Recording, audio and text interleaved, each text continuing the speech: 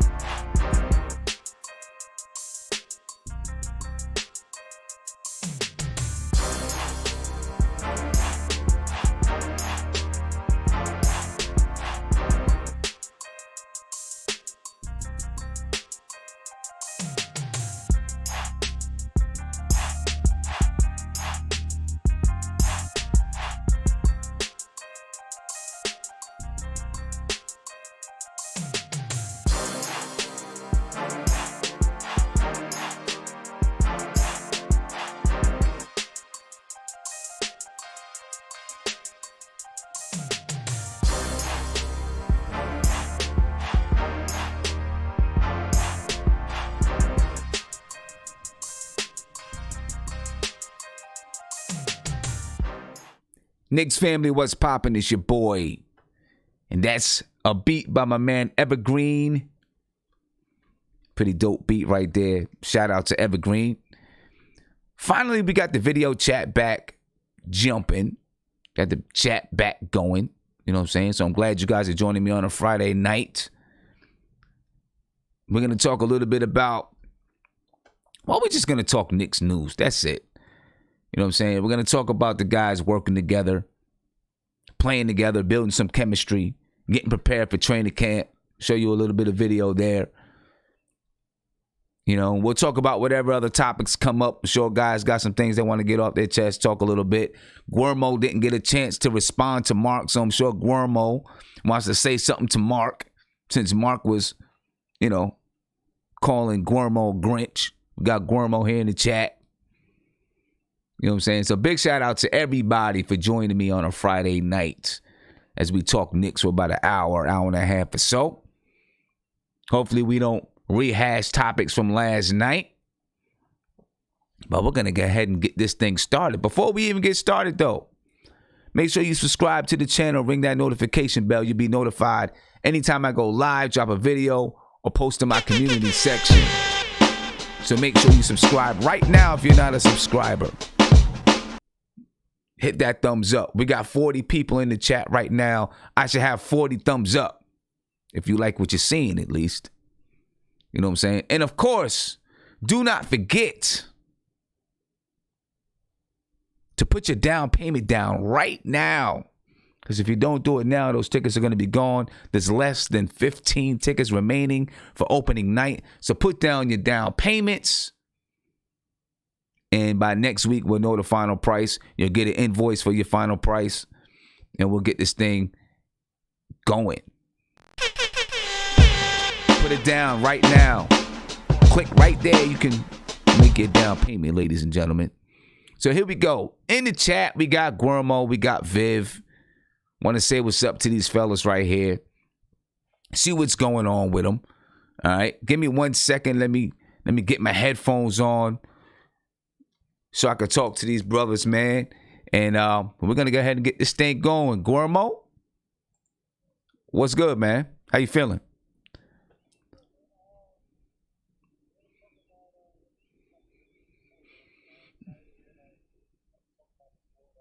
Hold on 1 second. 1 second. Hey, 1 second, Guermo. 1 second, because I don't think everybody was... Okay, say something now. Yeah, can you hear me? There you go. All right, go ahead. Say it again now. Say what you were getting ready to say. Yeah, I'm just happy to hear that, like, Fizdale's having these guys play with each other in the summer, play together as a team. Maybe not everybody, but, you know, getting a little 5-and-5s here. Gives time for guys like DSJ to really actually gel with the team, you know, in a long time. So, yeah, I'm just happy that Fizdale's getting these guys to bond, you know, and... Yeah. You know, people who want Frank here, this is where Frank should be. But, you know, whatever, let Frank do whatever he wants to do. Look, we're going to get there. We're going to talk about that. I knew you was going to bring that up. But can you do me? I'm just saying, yo, Sim, I can't. Look, the chat was killing me for supporting him, but I got to be honest. Hold up. Can you turn that down in the back? Whatever you got going in the background, can you turn that down? My bad. It's the Mets game, my bad. Yeah. Sorry about that. I mean, I get what you're saying. I'm just, you know, it's only been four. It's only four of those guys working together right now. Doesn't matter, Sim. Sim. It's not like it's the whole squad. If you want to be with the team and you want to take it to the next level, you have to go over and beyond. You know what I mean? It don't matter if it's 1, 2. I understand that. So, but why are you not saying the same thing about? Well, okay, Damian Dotson is recovering a little bit. You're not saying the same thing about Kevin Knox. But Kevin Knox playing aside, I didn't know that he wasn't playing with those guys. But again, Kevin Knox is in a better situation team-wise. I'm not saying he should take advantage of that, he shouldn't, play with the team if he has time and he can. But when he played in the summer league, Frank did not, and Frank is on the fringe in terms of point guards. Yeah, Knox can still be a top, one of our top options at small forward. So again, Frank is at a worse position than everybody else. He's a young player who the team, they're still like, where do we go with this guy? And he's not showing the how can I put it? Not accountability, what would be the word? The volition to want to be with this, to really want to gel with this team. So that's on him. And Knox already played summer league, and then he played with I get it. RJ Brown. Okay, so then I'm gonna wait and see if next season, if Kevin Knox, let's just say Kevin Knox doesn't have a good season, and then next year, which will be his going into his third season, he decides not to play summer league. I want to see if you say the same thing. Of course, I'm not. Sim, I'm not a big Kevin Knox fan like that. I mean, if the guy improves, he improves. I gave him credit during the summer league where you saw him using his strength. I'm not one of these guys who is a fan of any player, individual player. I'm a fan of the Knicks. So if Knox is messing up chemistry wise, which I haven't seen, but if he starts acting up and he's not producing, then hey. Okay, he can't be there. I'm just saying. I don't have patience for these guys. I don't have patience for guys. I'm just saying, it's not like he's not doing anything. That's where my point is. It's not like he's not doing anything. We don't know what conversations they've had, as far as David Fizdale and Scott Perry and those guys. We don't know what the developmental plan was on the way out the door. Maybe this was part of his developmental plan. We don't know that. Okay, Sim, can I ask you a question as a coach? You're a coach. I already know what you asked me. You asked me the same question. Watch, go ahead. Yeah, I want you to take the bias out, Sim. If you had players like this, right? Would you sit here and tell a kid who's on the fringe, he's talented, and you and I both like Frank's talent, right? You know this kid is talented, right? But he has not shown the impetus. He's not shown the volition. He's not shown the agency to want to take his level with this team or his spot on this team to the next level by being here for all the practices or whatever little, voluntary workouts or voluntary practices they may have coming to summer league. How would you see him versus a guy like DSJ? Because I know you like DSJ too. Of course, you're going to see the kid as you're going to say DSJ. Even if I like Frank better, DSJ is showing more to me. But see, Frank has not. So I'm going to answer your question here, and I'm going to answer your question, and this is truthfully, this is honestly. I'm answering you. I'm answering 100% honest right now, because this happens every year for me, every single year, right? When the summer is over, players go and they start working out with their high school teams, right? Okay, all of them have different high school teams. I still have workouts and I still do camps. And I have a certain number of kids. No, listen, because it's the same thing. I still have workouts and I still have camps, right? And I have kids who come, I'll get a good group of kids who come and they work out. And then I have other kids who choose not to come and work out because they have other things that they plan to do, right? It's not a required thing. It's time for them, they have something else on their plate. Other kids, they come and work out so that they can build chemistry, right? What I trust, because I do give kids, players, a developmental plan when they leave. This is what I'd like to see you work on. This is the way I think you can be successful in high school, and this is what we would like to see you do or be when you come back, right? And here is a schedule of times when we are going to work out so that you can come work on some of these things.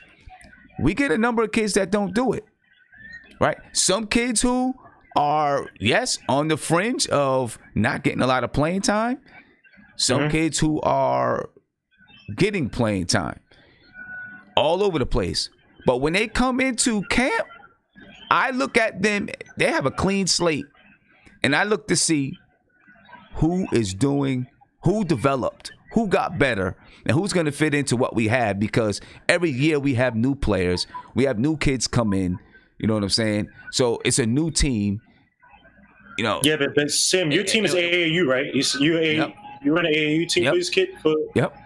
So it's a false equivalence because the NBA, and I'm not sure on AAU or your squad or whatever, right? But you're talking about the NBA, which is like, this is your career, right?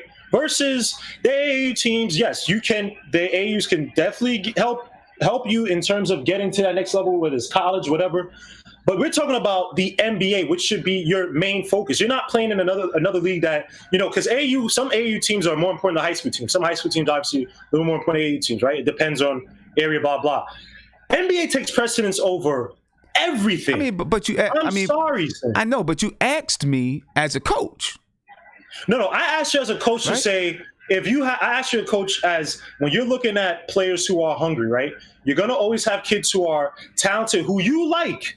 But you may have a hungry kid who may need more development, but he's hungrier. He's shown he wants to build the team. He wants to have that chemistry. He wants to get your game plan versus a kid who's like, it is what it is, whatever. I'm talented enough to, and if Sim doesn't want me, I could probably go to another team. I could move around, blah, blah. And that'd be the type of guy who never pans out. Because in his head, he always thinks that his talent supersedes what he needs to do as a player to get better in the league that he's playing in.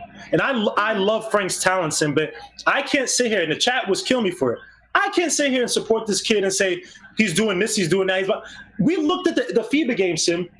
That Frank, that's not an improvement. His shooting, and I can't wait to see DJ in some preseason games. See his shooting. That shooting that he showed us, all these videos, I didn't see any improvement or change to his game. He's not more aggressive. He's not shooting better. You know what I mean? And he's not playing with the team to say, all right, even if he's not getting better in that level, at least he knows how to play with the guys around him a little bit better. And that's what DSJ is at least doing. That's why Stephen DSJ. I'm sorry. Yeah, okay, he's doing that, but it doesn't mean. I mean, I don't know. I'm the guy. It's not to me, and it's just my opinion. If he was sitting on his ass not doing anything, then I'd be like, what is this guy doing? Yeah, he's playing for his. And Sim, I agree with you. I understand. It may not mean that he's not working out. He's not working hard. Blah blah blah. Sim, right? But what would you like, Sim? Would you like the certainty that 100% he's working with his team, and at the very least he knows? He can at least develop chemistry, which is a plus. Versus you take the possibility that he may or may not be doing something. I take the certainty. But this is the thing. Right? These FIBA games aren't going to last forever.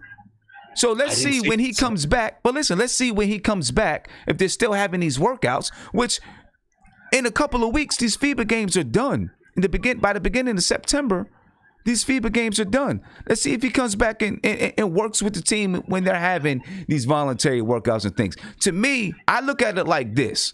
This is the way that I see it. He's a professional player. And yes, the NBA, he plays in the NBA. But he also has the responsibility of building his resume. You know what I'm saying? Building his resume. So playing for his national team, in the FIBA, in the World Cup, is another way to build his resume as a young player that has not accomplished much. It's a way to build his resume. You know what I'm saying? And continue to play basketball, playing at a higher level than playing these pickup games, because they're not playing hard. They're just running up and down the floor. You know what I'm saying? Yeah, but Sim, the FIBA games, he's also playing with this is the thing I'm scared about with Frank, right? Okay, he might be getting better as a whatever, right? And so he might leave this team and he might go to another team, right? To me, I still think that it's scary because in this NBA, they forget about you easily. Being a guy who's 21, 22, and you haven't achieved anything since being drafted at 18 or whatever, the NBA could easily forget about you. There's so many guys who are 23 and they're so-called washed out because teams don't want to take a chance on them. Frank Ntilikina, if I was his agent, I would tell him like, hey, look, yes, you're working on your personal development, blah, blah, but work with the certainty you have now, because Frank could easily go and get traded. He could go to a crappy team where he thinks in his eyes right now, I might have an opportunity, blah, blah. And it might be they might draft a kid who somehow is way better than Frank. And so now he takes over Frank's spot, and then they get a backup point guard who shows up better than Frank. And say Frank has a showcase of 10 games, he doesn't look good. So now Frank is on the back burner, and then he gets flipped to another team. Then he gets flipped, and to the point you're looking at a guy who's 24, 25, and he's been flipped to 6, 7 teams, and you're like, oh yeah, he's yesterday's news. Versus if he's here with this team now, And Fizdale, this is what Fizdale likes. Fizdale likes guys who are hungry. Now, Frank, we talked about the international game, how guys are a little bit more calm, reserved, and that's a benefit. That's a good benefit to them. But sometimes you got to show that street mentality of, look, dog eat dog. I'm not letting DSJ beat me out. This is my team. This is the guys that drafted me, and I want to build this team. I want to get another contract with this team. I know what I could do with this team and build out with this team, man. Because Frank Ntilikina, he could blow like the wind, and then we're looking up. He's 27. He could end up like Anthony Randolph. Remember Anthony Randolph, mad talented, was on the Warriors and Knicks, and he mounted to nothing because he always thought, "Oh, I'm better than what." I'm not going to sit here and try to learn what the coach is doing. I'm not going to become a better shooter. I'm ultra talented. And he got flipped and flipped and flipped. Yeah, and never you know what though? You know what too, Gormo? You know what too? He could also come, and I'm about to come to you, Viv. He could also come and be working out with DSJ and everybody, and not look too good in front of Coach David Fizdale. And Fizdale says, "You know what? I'm done." It could go either way. Right, but probability, Sim. What's the probability that he works with the team with players that he's going to play within the season, and he doesn't he doesn't develop at all? But think about it. I mean, you got two guys. It's not like all four of them are playing. It's those four against another. Those four and another player against another five. They're split up. They're playing against each other. To me, these workouts is not going to determine his future in the NBA.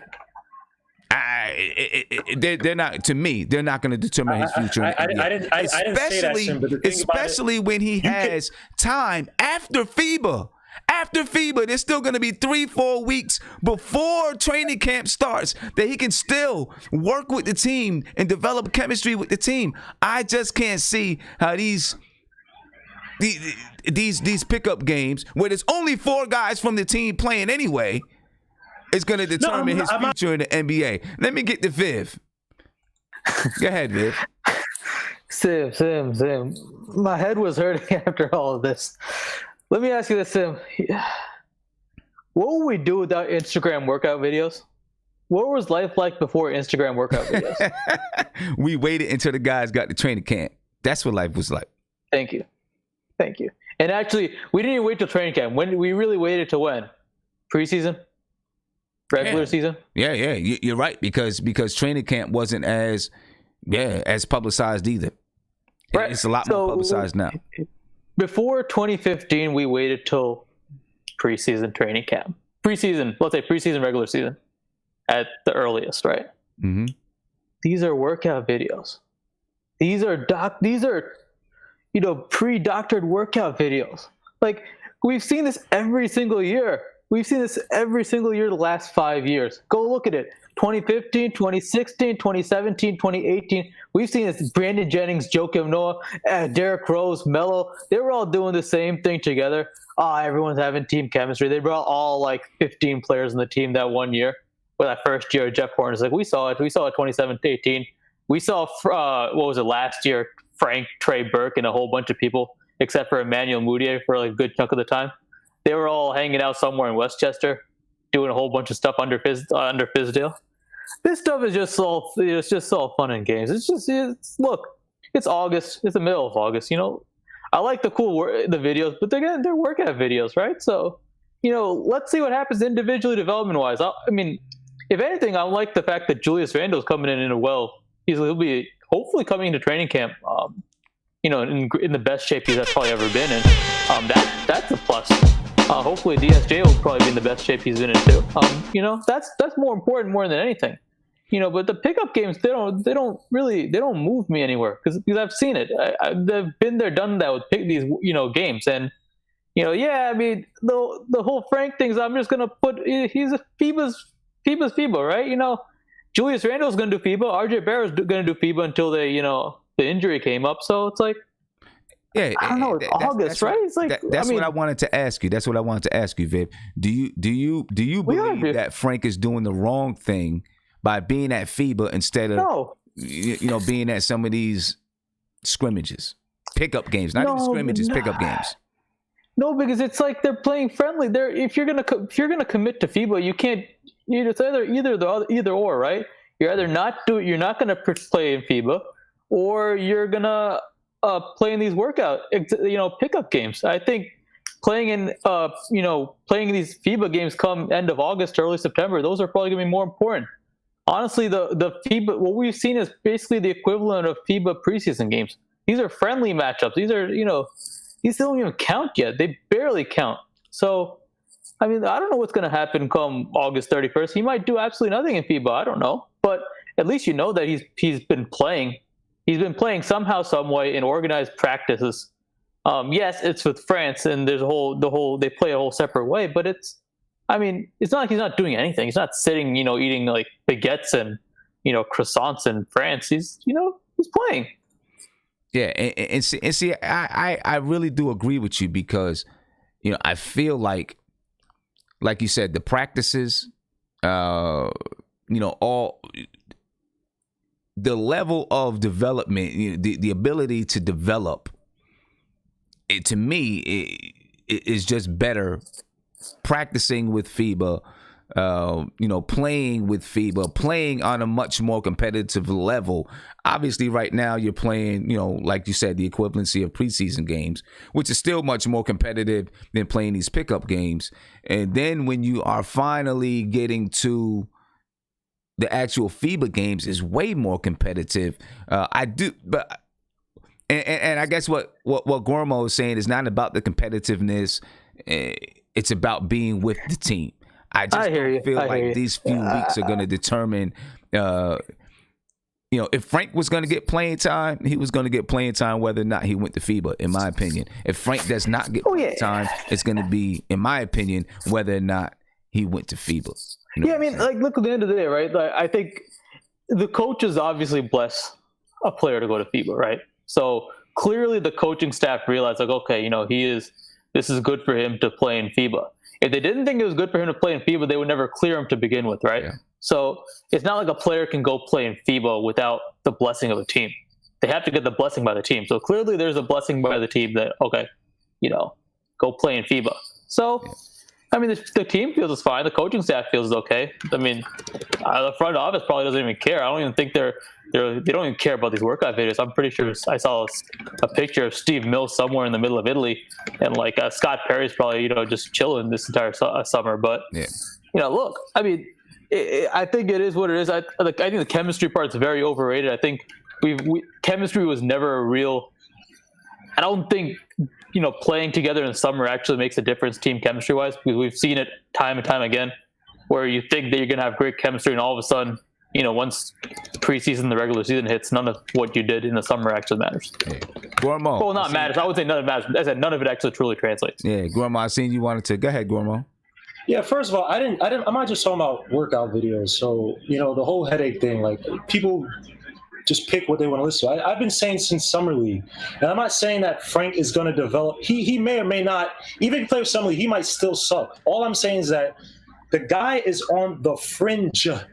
So all I was saying is that I would love to have seen him with these guys. And people that talk about Summer League, I've seen guys like Richard Jefferson become stars from Summer League. I'm not saying that was going to become his thing, but I saw in the Summer League, at least for the first game and the last two games, I saw more of what Fizdale wanted to do with the team. You saw the playbook expand a little bit more.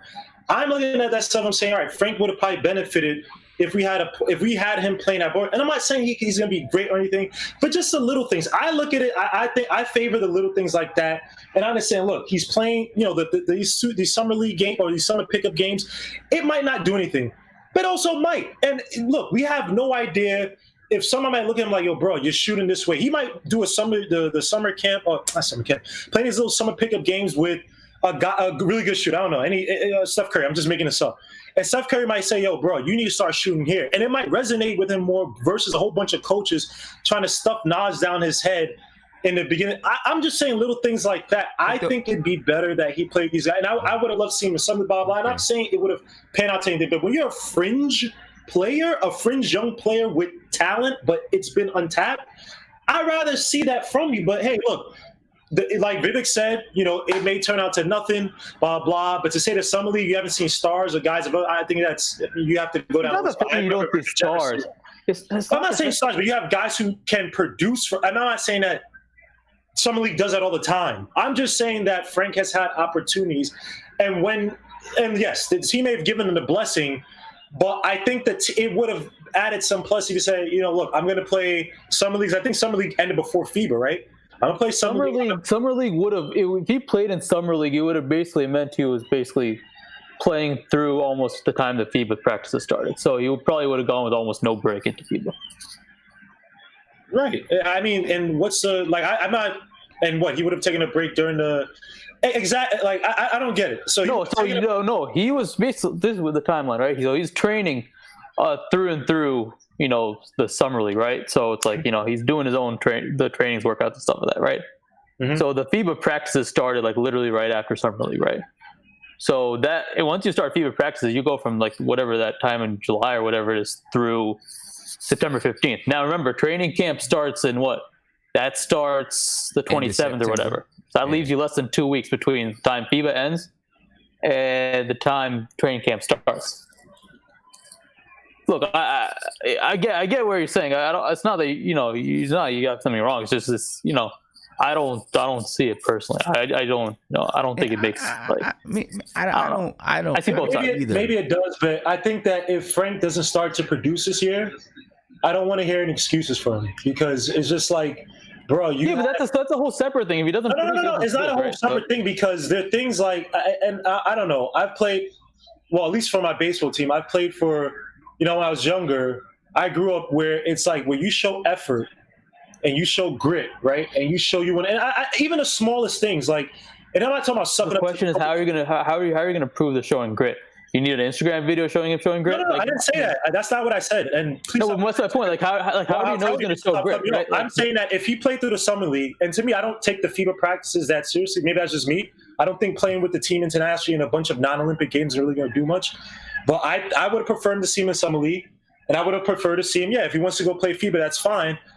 But he could do that, and he could also, like you said, once that ends, he could play with the team during little pickup games, blah blah. But we're talking about a fringe player who I've seen the FIBA games, he really hasn't developed. So I'm looking at this guy like, all right, well, you haven't really shown the little things to say, all right, I'm sacrificing for the team. I'm doing the little things, even though I don't have to do them, but I'm doing the show like, hey, look, give me some leeway. Give me a little bit of rope. I may still be a little bit raw coming into the season. I may still not be what you want me to be, but I'm at least showing that effort. I'm showing that. I think that goes a long way. Let me ask you this, Guillermo. If you're going to try to prove something, if you're going to try to prove that you're going to, you've made strides somewhere, right?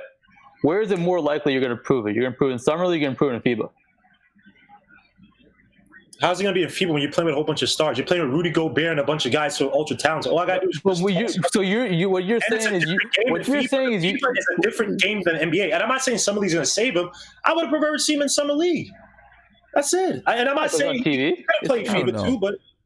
With summer league, what is summer league really? I mean, it's like. Look at summer league now. It's like, I mean, it's summer league. It's fun, but I mean, do you really get much out of summer league?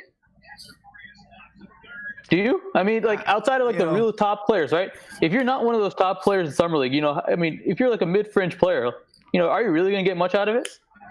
Have you seen mid-fringe players actually like, jump out of the middle of nowhere to become stars just from summer league? I saw Richard Jefferson do that years ago. I mean,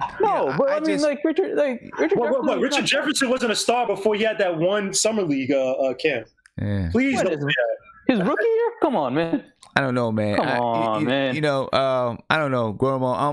I'm definitely in disagreement with you on this one, Guillermo. I just don't. I don't know. I don't see how these games is going to help them build that much chemistry. I know maybe it shows the coach a little bit.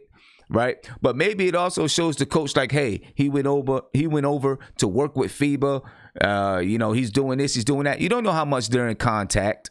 You know what I'm saying? And you don't know how much Coach Fizdale was in touch with his FIBA coaches to say, this is where we want Frank to work on. We want Frank to work on this. We want Frank to work on that. I think he can develop better. In my opinion, he's going to develop better playing in FIBA.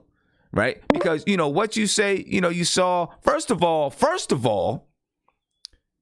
you got to look. I mean, there's not going to be players on his teams that are shooting over 15 or 16 shots a game.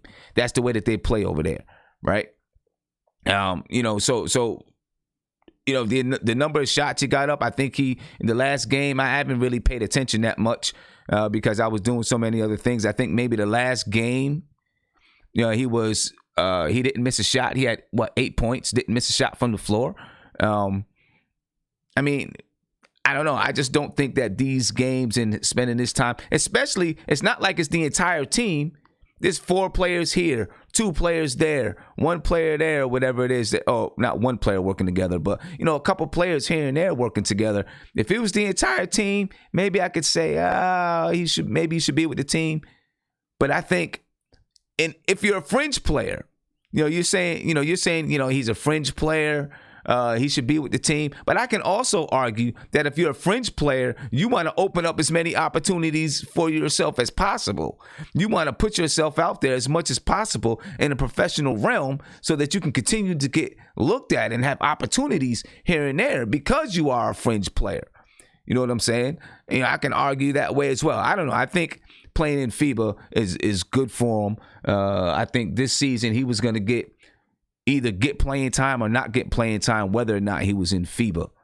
You know what I mean? I mean, most third-year players, a lot of third-year players, I'm not going to say most. I think third-year players who are still, who are in the G League, maybe they play in the Summer League.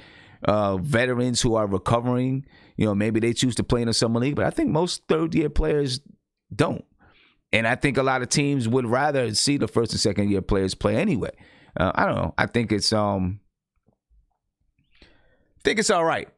You know what I mean? I think it's all right. And I'm okay with him being over there. Let's see who we got here. We got Mark. We'll let Mark go ahead and finish off this conversation. Then we'll go on and talk about something else. Go ahead, Mark. Yo. What's good, man? Go ahead, man. Finish off this conversation. I want to know if Summer League is better than FIBA because I prefer FIBA because even if you look at our NBA players that play FIBA and how they come back the next year and how they develop their game, you're just playing with better players, number one, because Summer League, you're playing against a lot of young players. In FIBA, you're playing against a lot of mature, older players that know how to play the game right, that you can learn from. And you got to understand, FIBA's only 40 minutes. And Frank is only playing about 15 to 20 minutes. He's not going to get all those minutes playing for France because France has good players. But for what he did on the floor, I seen his games. He had the first 2 games was there. But the third game, he played good. But that's what you want. You want him to play FIBA. I wish Knox played in FIBA. I want all my players to play in FIBA. Because if you look at the time Derrick Rose went to FIBA, Kevin Durant, they all came. Well, Kevin Durant, when he played in FIBA, he was the best player on that team. Out of LeBron James, Kobe Bryant, Carmelo, D-Wade. Derrick Rose played in FIBA. He came back MVP the next year. FIBA helps develop the game. We don't know if Frank might come back a little more better, come back from FIBA. But I want to talk about this. He's playing in FIBA now, right? Right. FIBA's over in September, like in the middle of September, right? Right. Training camp start around that time. And then we have preseason. So why wouldn't you want him to play in FIBA, then to come back to play with his guys to have chemistry, and then play preseason to get the chemistry, the real chemistry that you want the team to have? And him playing in FIBA to come back in practice, his development might show in practice where now when preseason comes, he's going to get the minutes that he needs to go into the real season. FIBA is incredible, man. People don't understand how good FIBA is. FIBA's tough basketball. They don't call every call. They play tougher basketball than NBA. True thing. They play tougher basketball. Tougher basketball. They allow more than what the NBA allows them physically. Because I was watching Australia. Australia was manhandling USA yesterday. I just think Frank is fine. People got to understand something. He's never been completely healthy to show his game fully, bro. He never showed it. He was not healthy. Until he plays a full season healthy, then we can evaluate him. Because just like how I said, Porzingis got healthy, he didn't show us nothing. Y'all say he didn't show us nothing. Frank can't show us nothing because he's been hurt. You're right. Frank's been hurt. He's been hurt. Frank's been hurt. So until ever since his first season, being hurt, then we can evaluate him and say, okay, this is what we got in this player. Okay. Let me give a couple of shout outs, man. Shout out to CT Live. Thank you for the super chat. You said Frank is taking care of Frank, and I'm cool with it. I'm with it. Sim. Hold 1 second, Mark. And then Rob the Nick. Thank you for the super chat. You said Frank is a bum. Alonzo Trey is the truth. If they dress boss, I don't know what he's saying there, was vice versa, what would y'all be saying? Bus. I'm not exactly sure what you were saying at the end of that, Rob. But yeah, thank you for the super chat, my man. All right, so let's move on from Frank and Wait, hold on, Sim. Hold on, Sim. All right, go ahead. Last thing. We're gonna move on. Even when Porzingis went to play with FIBA in his second year, coming into his third year, what I wanted to see him come into his third year was how good offensively could he be, and him playing in FIBA helped him offensively. He came in averaging 22 points. FIBA just does something for NBA player confidence. Just watch Donovan Mitchell coming up this season, and watch how FIBA elevates his game. Because you're playing with talent that's better than you, and that are stars. When you in summer league, everybody's at the same level. Okay. All right. Well, I don't know if everyone's at the same level in summer league. You got some better players, but everybody's figuring out who they are as a player when it comes to summer league. Yeah. Okay. I got you. I hear you there. All right. I have a question that I asked Guermo and I asked Tony, and I'm gonna post that video later on tonight. But I want to get you guys. I want to hear what you guys want to say about it. What are your expectations for Fizdale this year, Mark? Because we're getting to that time, man. We're getting to that time. We see Fizdale. He was there at the Remy runs, where Dennis Smith Jr., Marcus Morris, and all those guys. Well, not all those guys. Alfred Payton, Wayne Ellington. He was there at the Remy runs watching. What are your expectations for Fizdale this year? What is it that you really want to see from Fizdale? The number one thing. What do you want to see? The number one thing. Implement that defense. That's all I care about this season. Tell you the truth. Cause when you watch the Knicks, I don't be too worried about the offense. It's the defense. Because teams just come in here and do what they want. I'm tired of watching games like that. I just want to see defense because, like I said, I already know he got these players where he want them as in be able to coach them and having them do what they have to do to come into the next season. I already know he has the respect of the players. I want to see what he does, how he implements his defense, and see if these players can play the defense that he wants them to play. Other than that, and a few more wins coming in this season, I'm cool with that because it's just step one going to step two. So we got to start from somewhere. I just want to see the defensive system. You say you just want to see a defensive system. Yeah. Okay, I get that. And talk. Because the NBA is an offensive game. I think the offense is gonna come, but the defense is what you really want to see more than anything for this team. This team in particular. Okay, so then when you're looking at your lineups, right? Yeah. You're saying that you want to start with, you want Fizdale to really focus on having a defensive team. So how are you staggering your lineups then?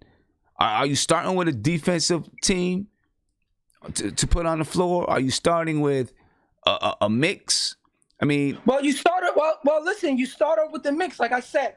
I would have Mitch, Randall, Marcus Morris, RJ, and Alfred Payton as a starting five, because you have a little bit of defense and toughness on the floor.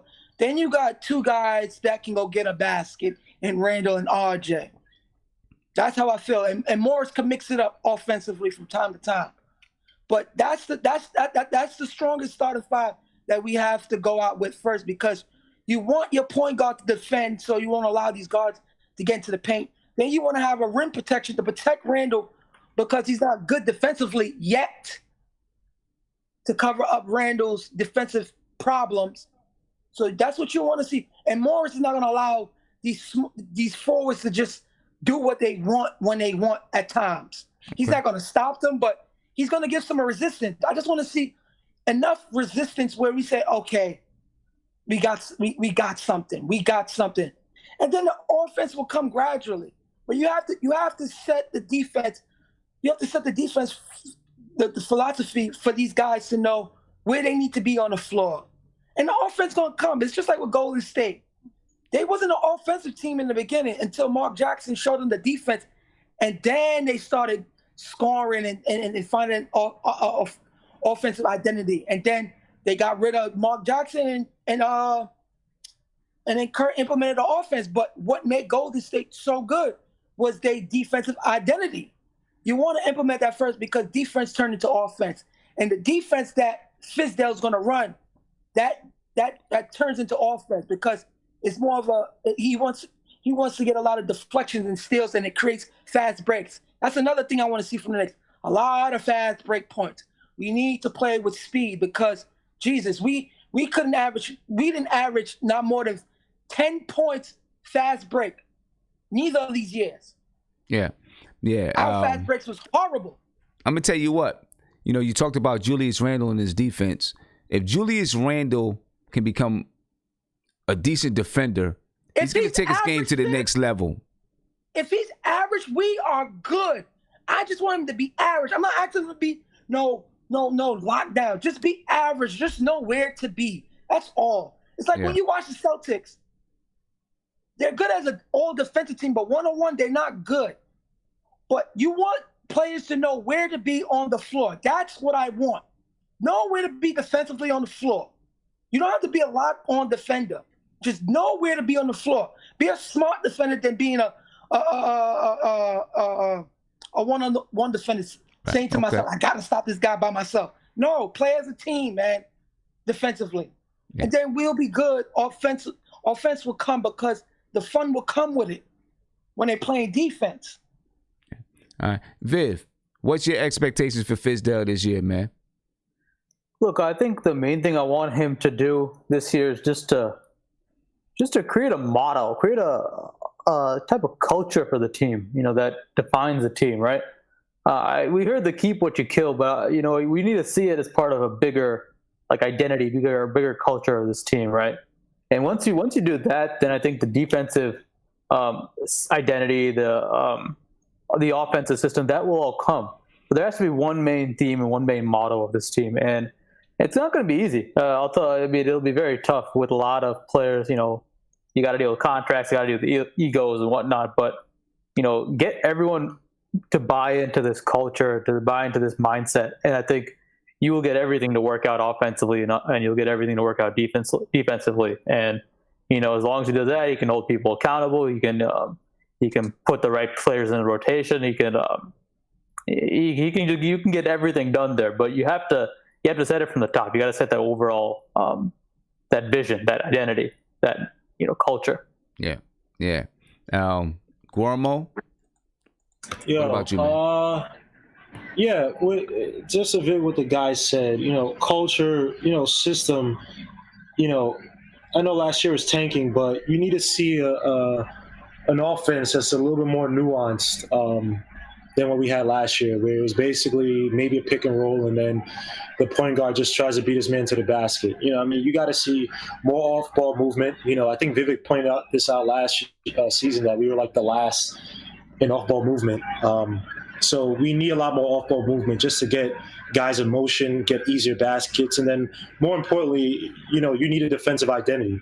And, you talk about guys like Randall. Again, I've been watching film of Randall, and the thing that's annoying about Randall is that he can be a plus defensive player. And his offensive game, if you watch him, because he's not high tempo on offense all the time, which is not necessarily a bad thing.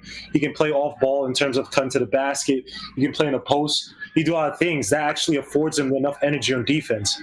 And you see him at times. Sometimes he can shut down his offensive man, and then sometimes he let a guy drive right past him. So you have him, you have Portis, who's not a good defender, but you have a bunch of big bodies. And what he liked in Memphis, he liked those tall forwards, those tall athletic forwards who can defend, get out to the rim on the break and all that stuff. So he needs to implement that somehow. I don't know how he's going to do that. It's good that he has Marcus Morris here, who can be his floor general in terms of getting that attitude out to everybody, but he needs to have that for this team, man. We have to have a way better defense, and we have too many, big athletic guys to not have a stifling defense. Like, it's unacceptable.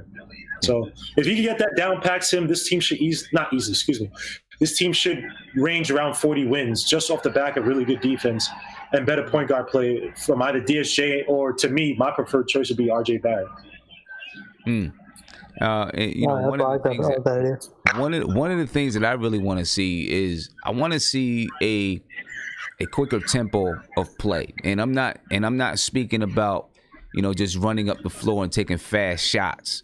Yes, we want to get the earliest and best shot. I think that puts pressure on the defense, but they need to be good shots, not just chucking the ball up just because we can get a fast shot. And when we talk about pace and tempo, with me, I want to see, like Wormo, you were talking about man movement, ball movement. I want to see the ball movement. I want to see the man movement, but not just, pass the ball, then I hold it for 2 seconds. Pass it again, then I hold it for 2 seconds. I want to see the ball move, and I want to see guys moving, and I want to see it done with pace, because that's how you're going to make the defense shift their feet. That's how you're going to make the defense have to rotate, and then that's how you get open shots. When you pass the ball, and then you stand it and hold it, you let the defense reset, right? Then you pass it again, you hold it, the defense shifts, but they reset. I want to see the ball moving, so I want to see them get the ball out of bounds, get the ball up the floor, right? Get the ball up the floor, but when you get the ball up the floor, not just dribbling the ball up the floor, I want to see them advancing the ball ahead, trying to get a quick shot, right? A quick, good shot. You know what I'm saying? Not just, anyone can come down and just pull up a three or just go to the basket and throw up some trash. I want to see a quick, good shot. And then if you don't have it, you break down to your half-court set, but you're moving with pace and energy and speed and tempo. You know what I'm saying? Well, that's something it helps to have Randall here because he's a when you watch him offensively, I think he's an underrated high IQ player on offense. Like, he's the type of guy, I've seen him on fast breaks. He can get the ball out to guys like in space. He'll drive to the basket, look for the guy in the corner. Sometimes he leaves his feet, which I know a point guard. Who the hell is this guy? Clyde Frazier hates. But, I think if you want to play that high tempo pace, you could do that. But then also against him, I mean, outside of Randall and maybe Mitch on, the lobs or whatever, DSJ maybe, do we really have a run and gun? I don't say we run and gun. I know that's not what you're saying, but, do we have that type of team? I think we have maybe a mixture of that. Guys who can play a little bit of ISO in sets where it's favorable for them. Then you have guys who cut into the basket. You can have a big guy like Randall who's excellent in passing the ball from the top of the key. So I understand what you're saying, Sim, but I just, like Vivek said, have an identity. What fits your players the best? Okay. Because Morris is not a run and gun type of guy. Portis can shoot the three, but he's not a run and gun type of guy. You know what I mean? I have one challenge for Randall this year. I think if I want him to get 4 assists a game, and I think he can do it. Yes. Yeah, he had 3.6 with the Lakers. I think he should try to get at least more than 4 assists a game if he easily can. 6. If he's played as like the Joker for this team, like a poor man's Jokic, in terms of how much he has a ball in his hand, I think he could easily. I've seen it and that's one thing that Knicks didn't have, Sim, for these past 1 or 2 years. We really had guys, and you saw like Tim Hardaway, we literally had guys, even Trier, we had guys who literally, when the easy pass was there, they literally had so much tunnel vision that they didn't make that pass, and it was just amazing to see it. And I'm watching these games with the Pelicans for Randall, and Randall, outside of AD, when AD was gone, like, who they have, like Jackson, Dallow, maybe? And he was making those passes. He plays a very selfless game offensively, so he can have. I want to say that's crazy. He learned that with Luke Walton. Yeah, that any sort of off-ball move. I mean, I want the kids to just to move off the ball. And once Randall gets the ball cut, I want to see more cuts this year. I want to see. And a lot of the cutting has to be done by Knox because, again. Yes. And Mark, you got to get closer to your microphone or something, Mark. Oh, my bad. I said I want to see a lot of cutting by Knox because, again, his motor is what bothers me. So if he don't have the ball in his hand, I want to see him move without the ball. Yeah. Knox did a lot of standing around in the corner last year sometimes. Yeah, I didn't like that. I did not like that. That's one thing that I do want to see from Kevin Knox. I want to see how he, in summer league, he was he was a little bit more aggressive, more into the game, right? We did still see some of those times when he faded away, and he was silent. But now you're coming in, coming into with the team where you got some more established players on the team.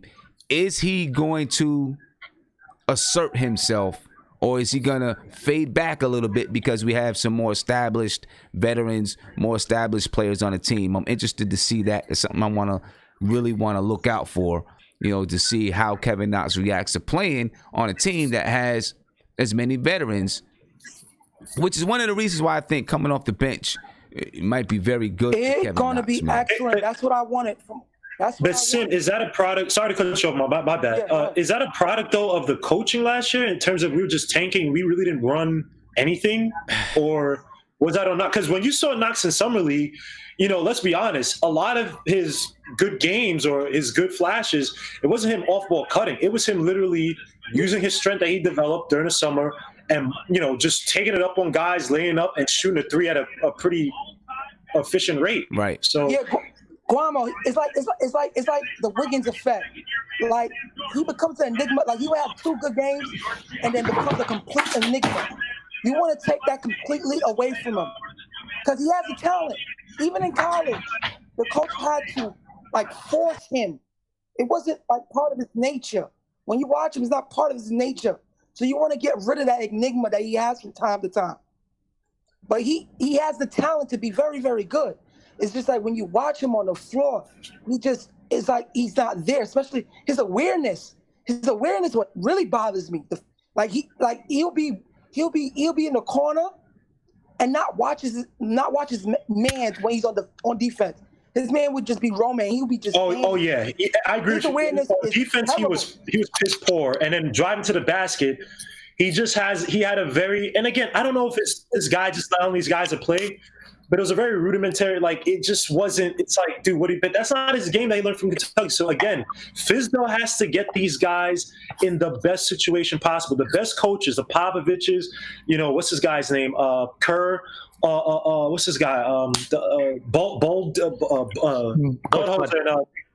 They get their guys in the best positions to show out their skills, to make their skills the most productive on the team. And Fizdale has to do it. Like we said, Sim, in the video, Fizdale did really well with guys who I don't say were already made, but he had Conley, he had Gasol, he had good players on that team.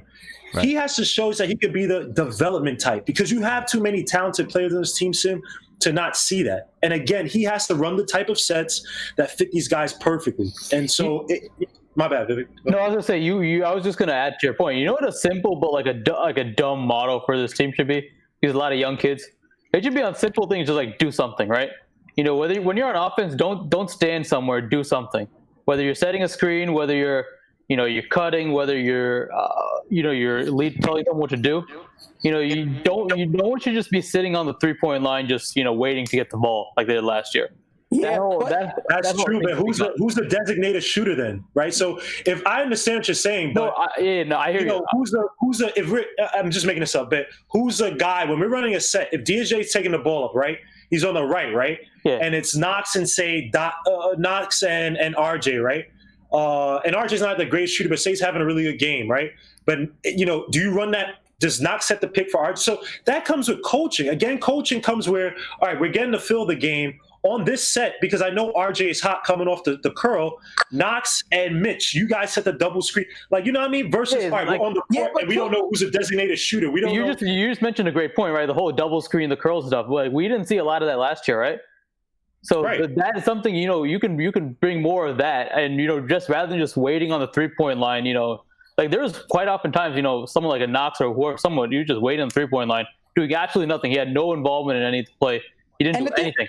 And the thing too, Vivek, y'all gotta understand something. Knox game is gonna be relied on a lot of point guard play. And last year, you cannot really evaluate his game because of the point guards we had. Well, of course not. Yeah, you can't.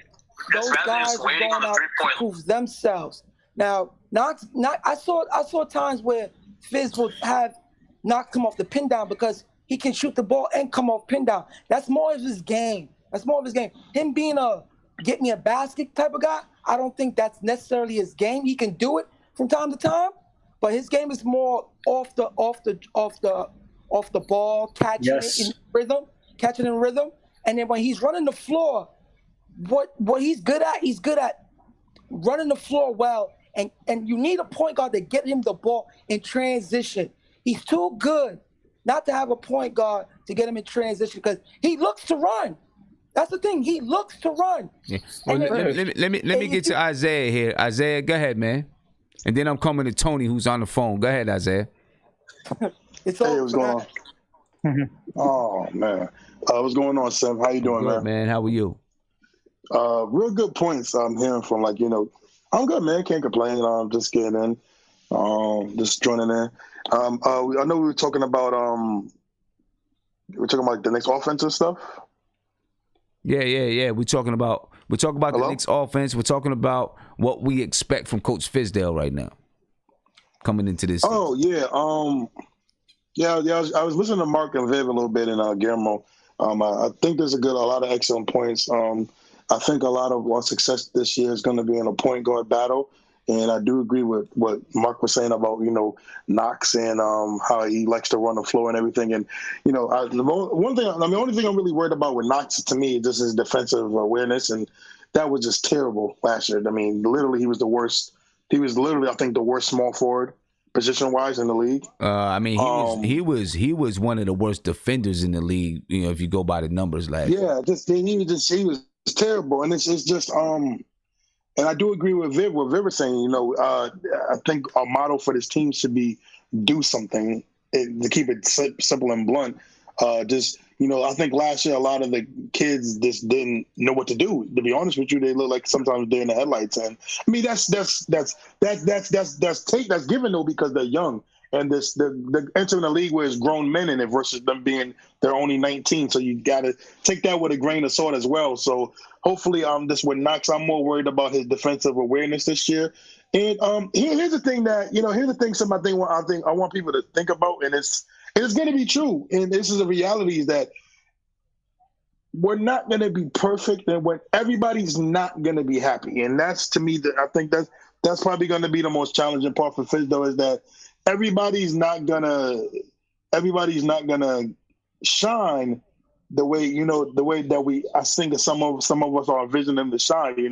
Some people, I think people got to get to reality is that we're really deep. We're probably not even joking. We're probably top 5 deepest teams in the league position wise. We have pretty much everything except like a lot of centers, but I mean that's fine because we have a lot of power forwards, but the most challenging part is that we're so deep is that everybody's not gonna get shine, and it's gonna come to a point where I think we're gonna have some good players on the bench.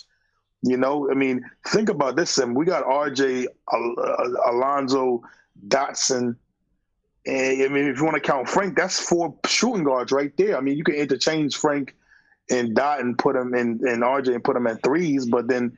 Again, that means you have Knox, who's small forward / power forward. I mean, we're just so deep that a lot of these guys are not going to get as much minutes. You're going to have dudes. You might have Trey. You might have Trey, who's easily one of our most polished offensive players.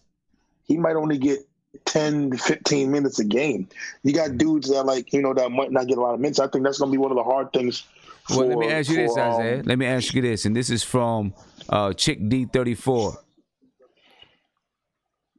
We've talked about a lot about where Frank fits in, right? Alonzo Trier, but Damian Dotson seems to be the forgotten guy. You know what I mean? So where's Dotson? What's going to happen with Dotson? Where's Dotson going to fit in? Right? So give me that quick so I can go to Tony Crow.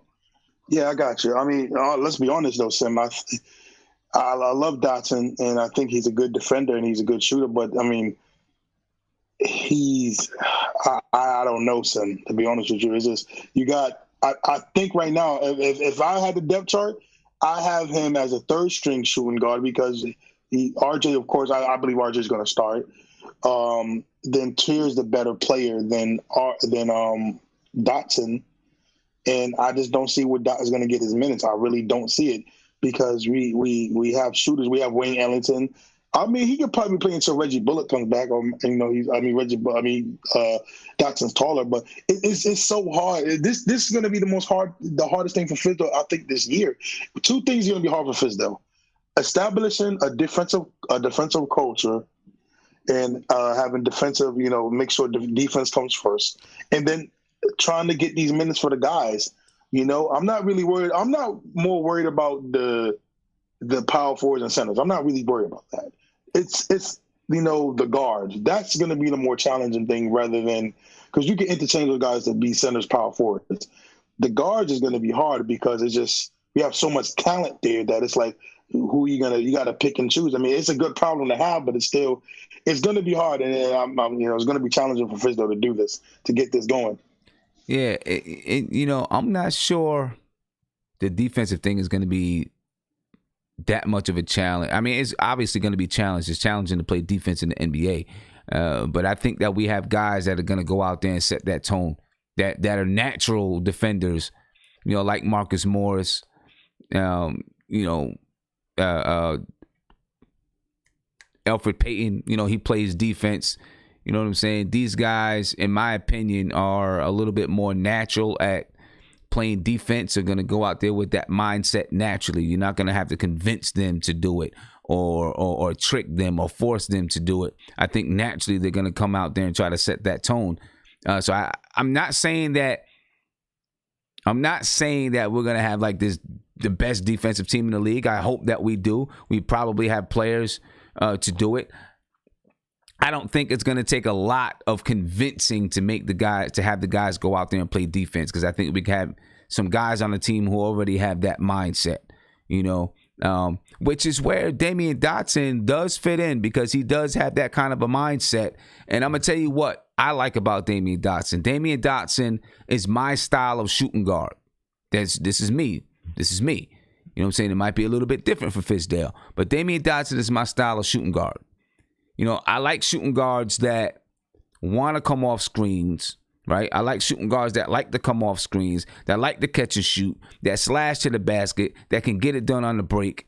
Damian Dotson does those things, and then, of course, plays defense. Damian Dotson does those things, right? I don't want the shooting guard unless, you just have a guy that's, like a James Harden that can really go ahead and get his bucket at any time. I like my shooting guards to be guys that are running off screens, running around, making the defense move, making their defender, have to chase them. Damian Dotson, I feel, is that kind of a shooting guard, which is the reason why I do like Damian Dotson, where Alonzo Trier is a different type of a shooting guard. Alonzo Trier is a shooting guard that needs the ball in his hands. He's not making guys chase him. I feel like you got to have that chaser on the floor. That adds a different element to your offense, and it puts some pressure on the defense. Damian Dotson is one of those guys that'll make defense have to chase him. Wayne Ellington is one of those guys that'll make defenses have to chase him, right? Coming off screens, slashing to the basket. And that puts a lot of pressure on the defense. You have less pressure on the defense when you have a shooting guard. Listen, you got to have one or two of those guys on the floor that can go get a bucket. Unless you have a guy that is just really, really good, I like it to come from my small forward position. You know what I'm saying? I guess it could be either or.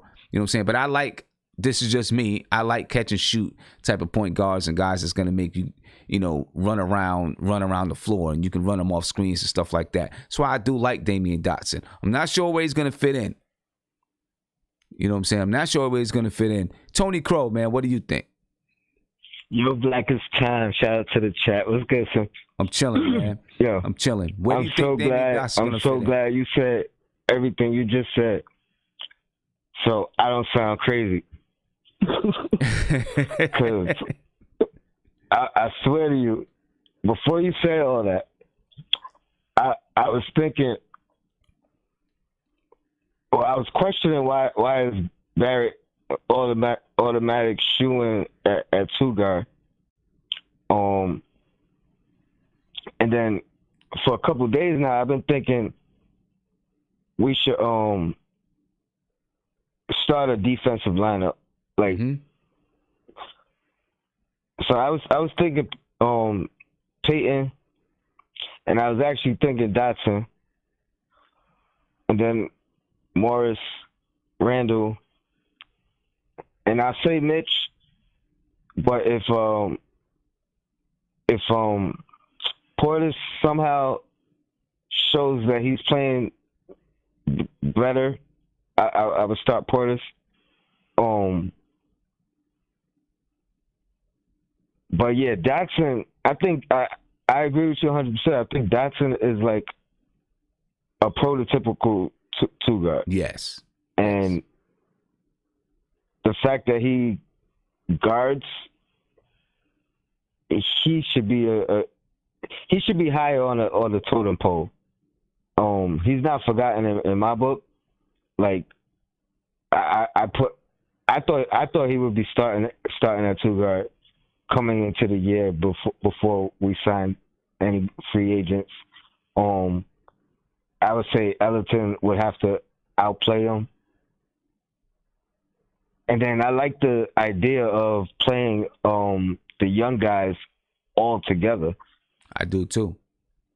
I like the idea of Dennis Smith, RJ, Knox, or even Dennis Smith, Trier, RJ, Knox, Mitchell.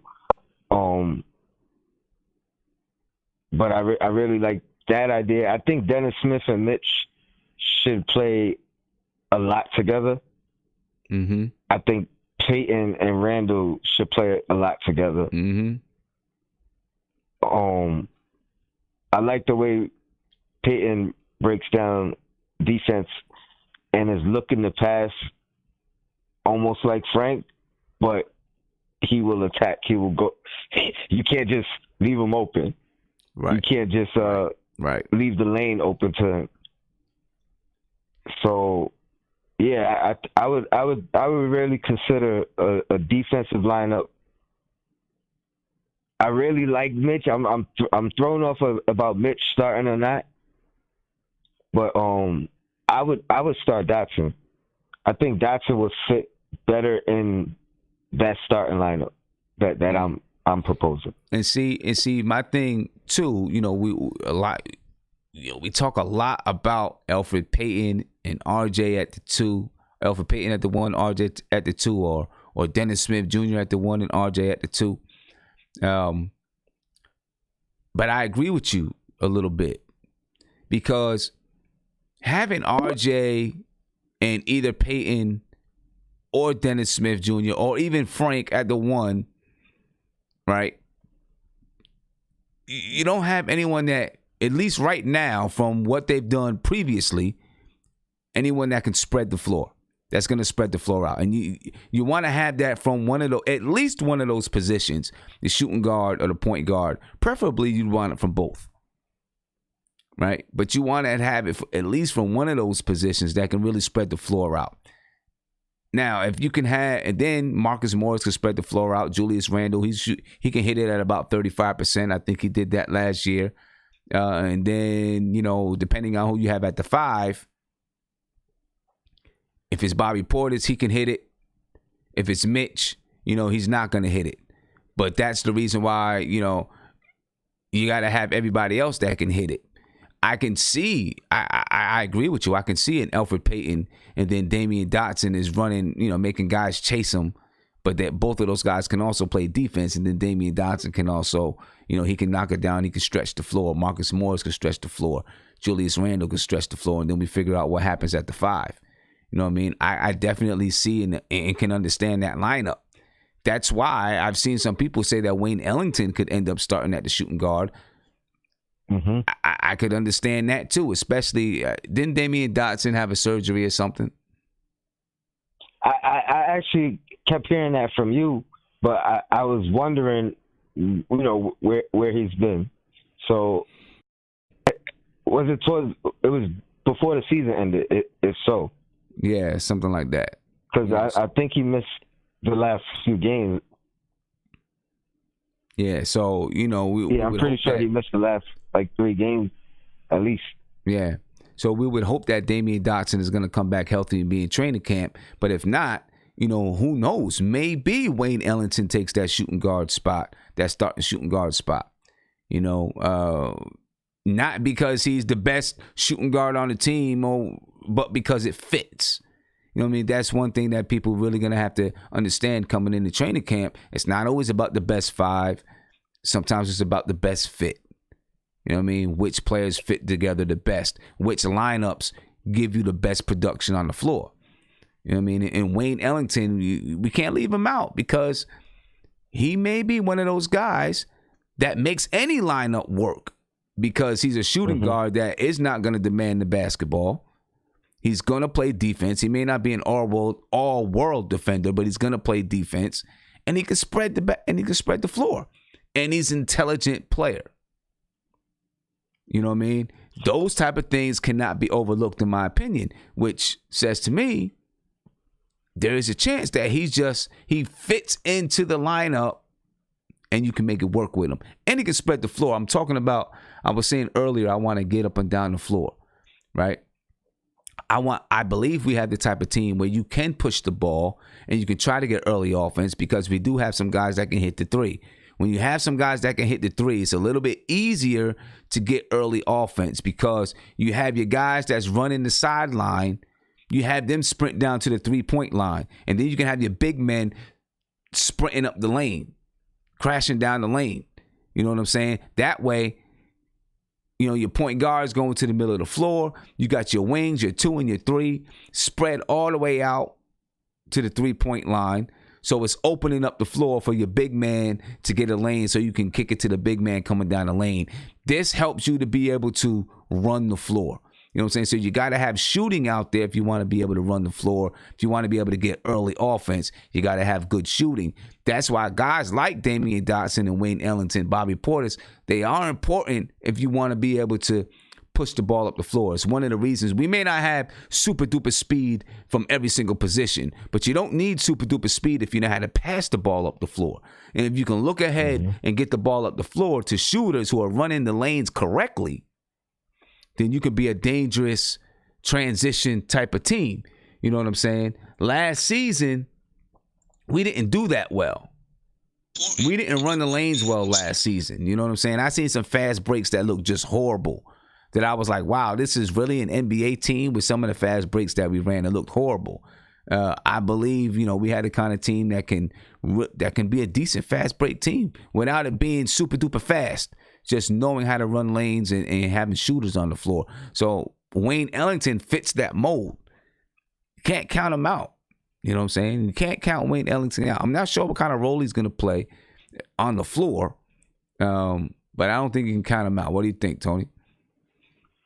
I agree 100%, and that's why I named him. If he beats out Dotson, give him the role. I see Aunt G in the chat saying you can't draft somebody number 3 and put him on the bench. I don't think RJ's a 2 guard. I think he's more of a 3 or 1 or point forward. Like I never thought he was a 2 guard. Yeah, I don't understand. I don't understand, Tony. I'm having a hard time. I'm really having a hard time with why everybody feels that you got to start a young guy just because. I just don't get it. You know what I'm saying? If RJ ends up coming off the bench, so what? He comes off the Yeah, bench. and If he comes off playing the bench behind, for a I'm couple sorry, of years, but playing so what? behind those guys, he's still gonna get 30 minutes a game. Exactly. You know what I mean? It's not like Ellington or Dotson is gonna command, 40 minutes a game. So it's about the fit. It's about the team. It's about the chemistry. It's not about, oh, this guy makes this much, he got to start. This guy was drafted here, he got to start.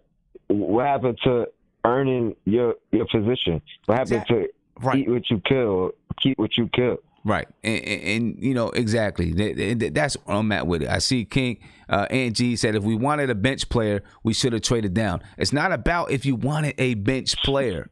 It's about he's a young guy, he's 19 years old, coming into the league. If it turns out that he has to come off the bench for a little while, and then he turns into a starter later on, so what? I'll go back to it, and I don't care what anybody says. Kobe Bryant came off the bench his first 2 years in the league. It didn't derail his career. Made him work hard. Right? It probably made him a better player because he was motivated to prove that he should be a starter. And people knew when they seen him play, they say, this guy is going to be starting. But, right now we have Eddie Jones here.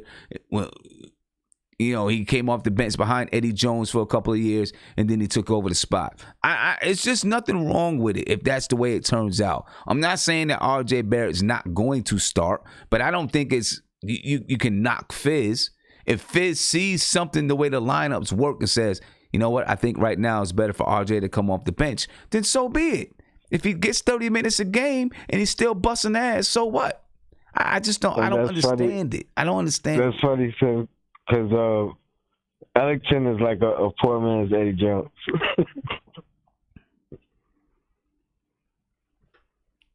Yeah. Like a poor man's Eddie Jones, right? King E161 said Kobe wasn't the third pick, and there we go, Tony. There we go, right? Basing everything on the fact that Kobe wasn't the third pick. I don't give a damn if someone is the third pick or the 50th pick. If they come into the league and they're nice and they earn their spot, they get their spot. If they come into the league and they need a little bit of, maybe they need a bit of time, to get into their groove, then that's what you give them. I'm saying everybody's hung up on that third pick. Kobe wasn't the third pick. Would you bring Zion off the bench? I don't think.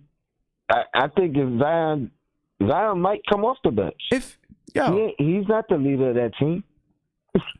If Zion comes in and it's like, you know what? He's got to develop this, and this. We think it's better right now for him to come off the bench. This is what's going to help our team the best. Then that's what they should do. Too many times, man, politics comes into play. Would you say last chat? I'm going to hang up after this, but last chat, you said it. Sometimes your best five shouldn't be on the court at the same time. Right. You know what I mean? You gotta put your five together that fits the best. Right. This guy may play better with that guy. That guy may play better with this guy. Right. And that's up to the coach to figure out. Right.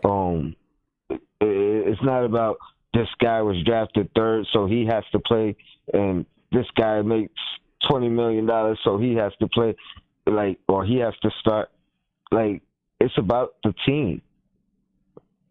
You guys gotta learn that, right? And look, and see now everyone is saying, in the chat, oh, Zion ain't coming off the bench. That wasn't the point. If we want to have Zion on the bench, that's not the point, right? The point was, would you start Zion just because he's number one? That's what people are saying, because he has the hype, right? So basically, people are saying, if Julius Randle was still on that team and Zion was drafted, Who do you start? Answer me that. Exactly. Right? Do you put him at do you force him to play the 3 now because Randall's there, but he's the first pick? You got to play him. You got to start him. You know what I mean? Do you do that? That's what doesn't make sense to me. Right. Put the player in the best position to be the best player he could be. That might be off the bench. Right. Exactly. I just don't. I don't get. It's not that we're not hating on R.J. Barrett. That's not what we're doing. We're not hating on R.J. Barrett. We're not hating on Zion Williamson. We're simply talking about putting guys in the best positions possible to help the team be successful, to help players be successful. And if that happens to be that somebody comes off the bench, then that's what happened. C.J. Rayford, you said, who doesn't start their best five? The Clippers didn't start their best five because Lou Williams came off the bench, and he was maybe their best player. Right? So, no, everybody does not always start their best five. You know what I mean? Sometimes it really is about fit. There's a lot of 6 men in the league that could be starters on their teams. You know what I'm saying? J.R. Smith was better than Iman Shumpert. He came off the bench because Iman Shumpert could play defense better than J.R. Smith. But all around, J.R. Smith was a better player. It happens. You don't always start your best five. Sometimes it's about the best fit. You know what I'm saying? It is about the best fit sometimes. But yeah, I want to see what you guys say in the chat. I'm interested to hear what the chat thought about what I said. But shout out to the chat. Yo, Black is time. Keep doing your thing, son. All right, no doubt. Peace. What? King Ant G, you said Lou Williams is a career 6 man. He likes coming off the bench. That's not the point. The point was who does not start their best five. Lou Williams was probably, without a doubt, one of the best 5 players on that team, and he didn't start. You know what I'm saying? Everybody wants to look at what the exception is. The point is he was one of the best 5s. You know what I'm saying? Teams don't always start their best 5. They start their best fit. At least in my opinion, good coaches start their best fit. You know what I'm saying? And then you plug players. But it's not about I'm not hating on R.J. Barrett. Tony wasn't hating on R.J. Barrett. You know what I'm saying? We're just saying what the possibilities are. It's possible. And it wouldn't be anything against R.J. Barrett if he did come off the bench. Wouldn't be anything against him. There's nothing wrong with it. I don't get it. There's nothing wrong with it. And if he's playing 30 minutes and he finishes the game, what's the problem? When his time comes, it comes. You know what I'm saying? If his time is at the beginning of the season, great. It's at the beginning of the season. If it's not, it's not. It's not a knock on RJ. And it's not a knock on Fizz. You know what I'm saying? I see people say, if RJ doesn't start, Fizz should be fired, whatever. That's a crock of bull, man. That's a crock of bull. That's a crock of bull. I don't get it. I just don't get it, man. Let me get to a phone call, man. Y'all tripping out here. Call you on live with nothing but Knicks. What's poppin'? Hey, what's up, Sim? What's good? Not much, man. First things first, I wanted to say, you and Tony Crow need. Hold on for 1 minute. I'm put my headphones on because I can't hear you that well. You and Tony Crow need to do some shows like You and the Entertainer. Say that again? I think you and Tony Crow should do a show like you do with the Entertainer. Oh yeah, that's definitely possible, man. Me and Tony Crow, we'll get that done. I like your rapport back and forth. Yeah, we've done a podcast together that went out to VIP members. You know what I'm saying? And we'll probably do another one. Yeah. B-Baller for real said Mitch and RJ to the bench. Got it, Sam.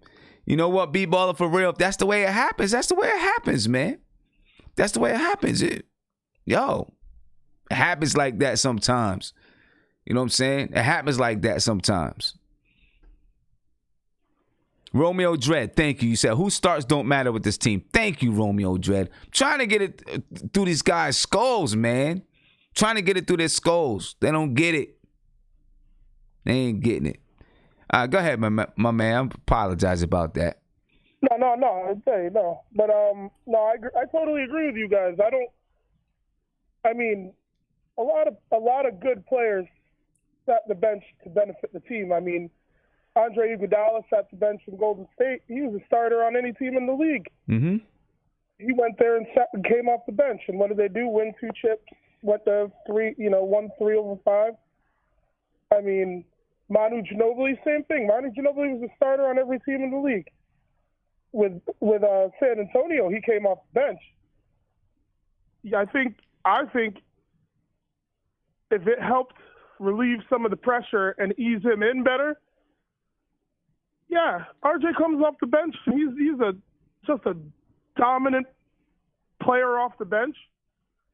And if somebody, some Trier gets injured or Ellington get injured or something, and then he can, or whoever you have starting comes in, then he's had enough reps and his confidence level's up where you feel more confident starting.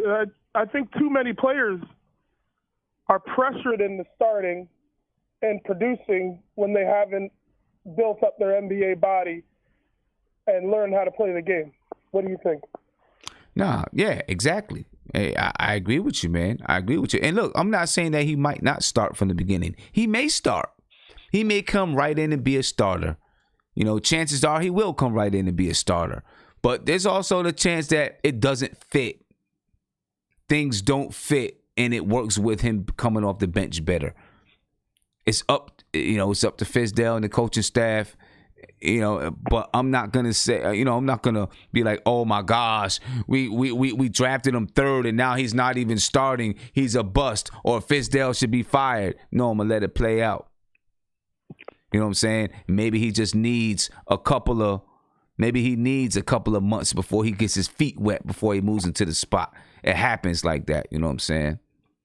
Happens like that. We gotta let it play out. Let these guys play and let them fall into their spots. Let Fizdale and the coaching staff hash it all out. You know what I'm saying? That's all. That's all I'm good.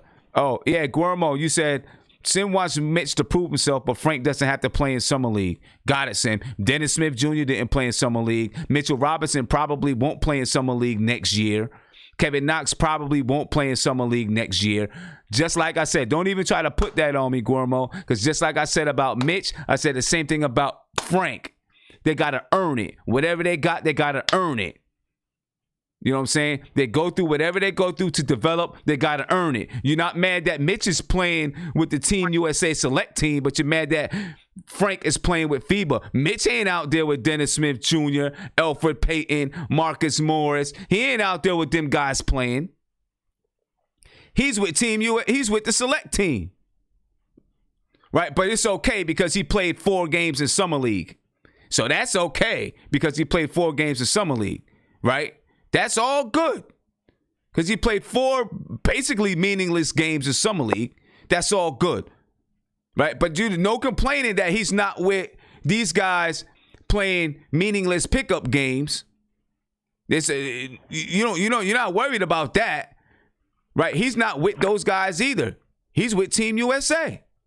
He's not going to play with those guys from Team USA. He's not going to play with none of them with the Knicks. They don't play with the Knicks. They play with other teams. So where we at with that, Guillermo? Where we at with that? Go ahead, my man. Go ahead. No,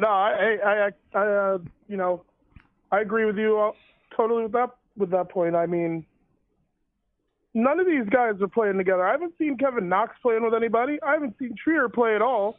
And I would like to see Trier cook some people in one of these pro-ams or one of these open runs. I mean, I haven't seen, Dotson's coming off shoulder surgery, but I haven't seen him. I mean, you only see the new guys we got. You see Julius Randle in a couple open runs, DSJ, and Elfrid Payton, Wayne Ellington, and Marcus Morris. Those are the only guys I've seen play together.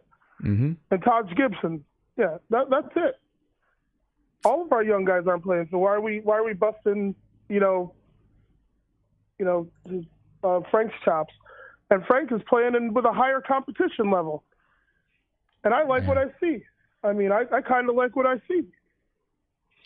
I don't know, man. He's just gaining confidence.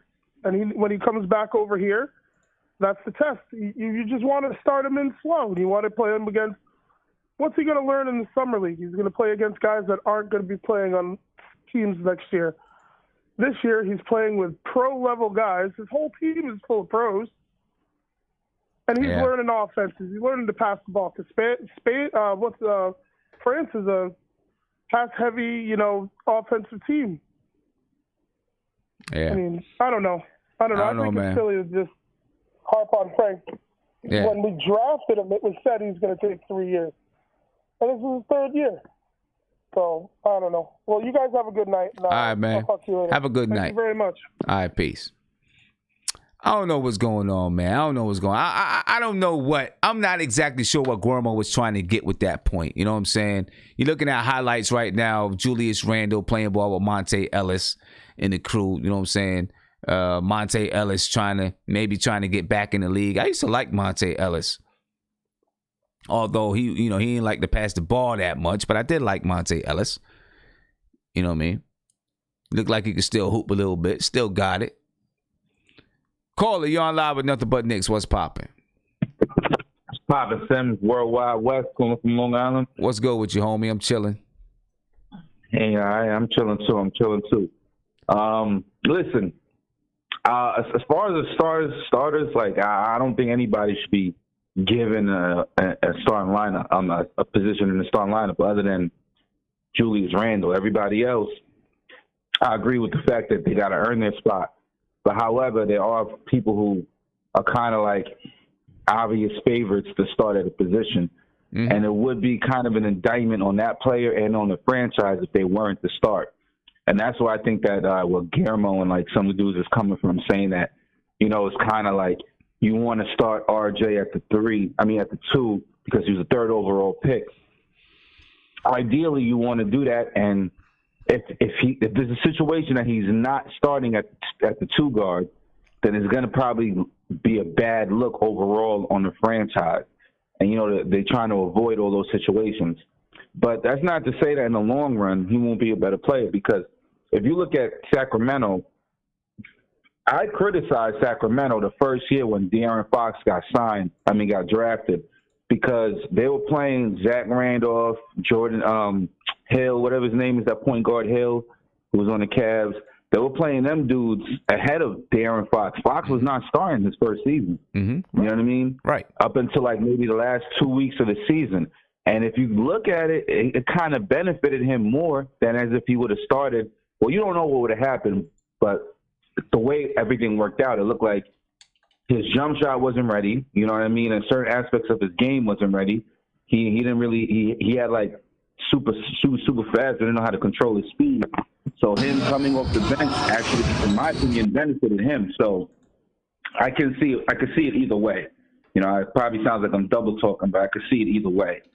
So with that said, like, all right, so whoever's going to start has to earn their position. Yeah, and I don't have a problem with RJ starting. That wasn't even my point when me and Tony got into the conversation. I didn't have a problem with RJ starting. We were just talking about lineups and what could be some of the best fits. You know what I mean? When you're talking about putting lineups together, and then that's where it came where we were like, maybe it's possible that RJ doesn't start because, when you look at some of the guys, when you look at our point guards and shooting guards, you like to have one of those guys that can spread the floor. You know what I mean? And all it was, this could be a possibility.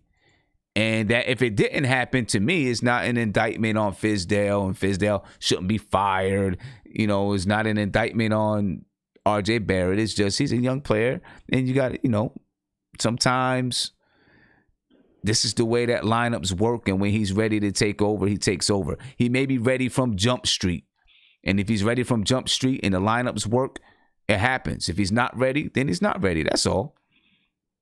Well, what was going to determine if he's ready, like in your opinion? Because I think all other aspects of his game, he'll be ready to start except for his jump shot.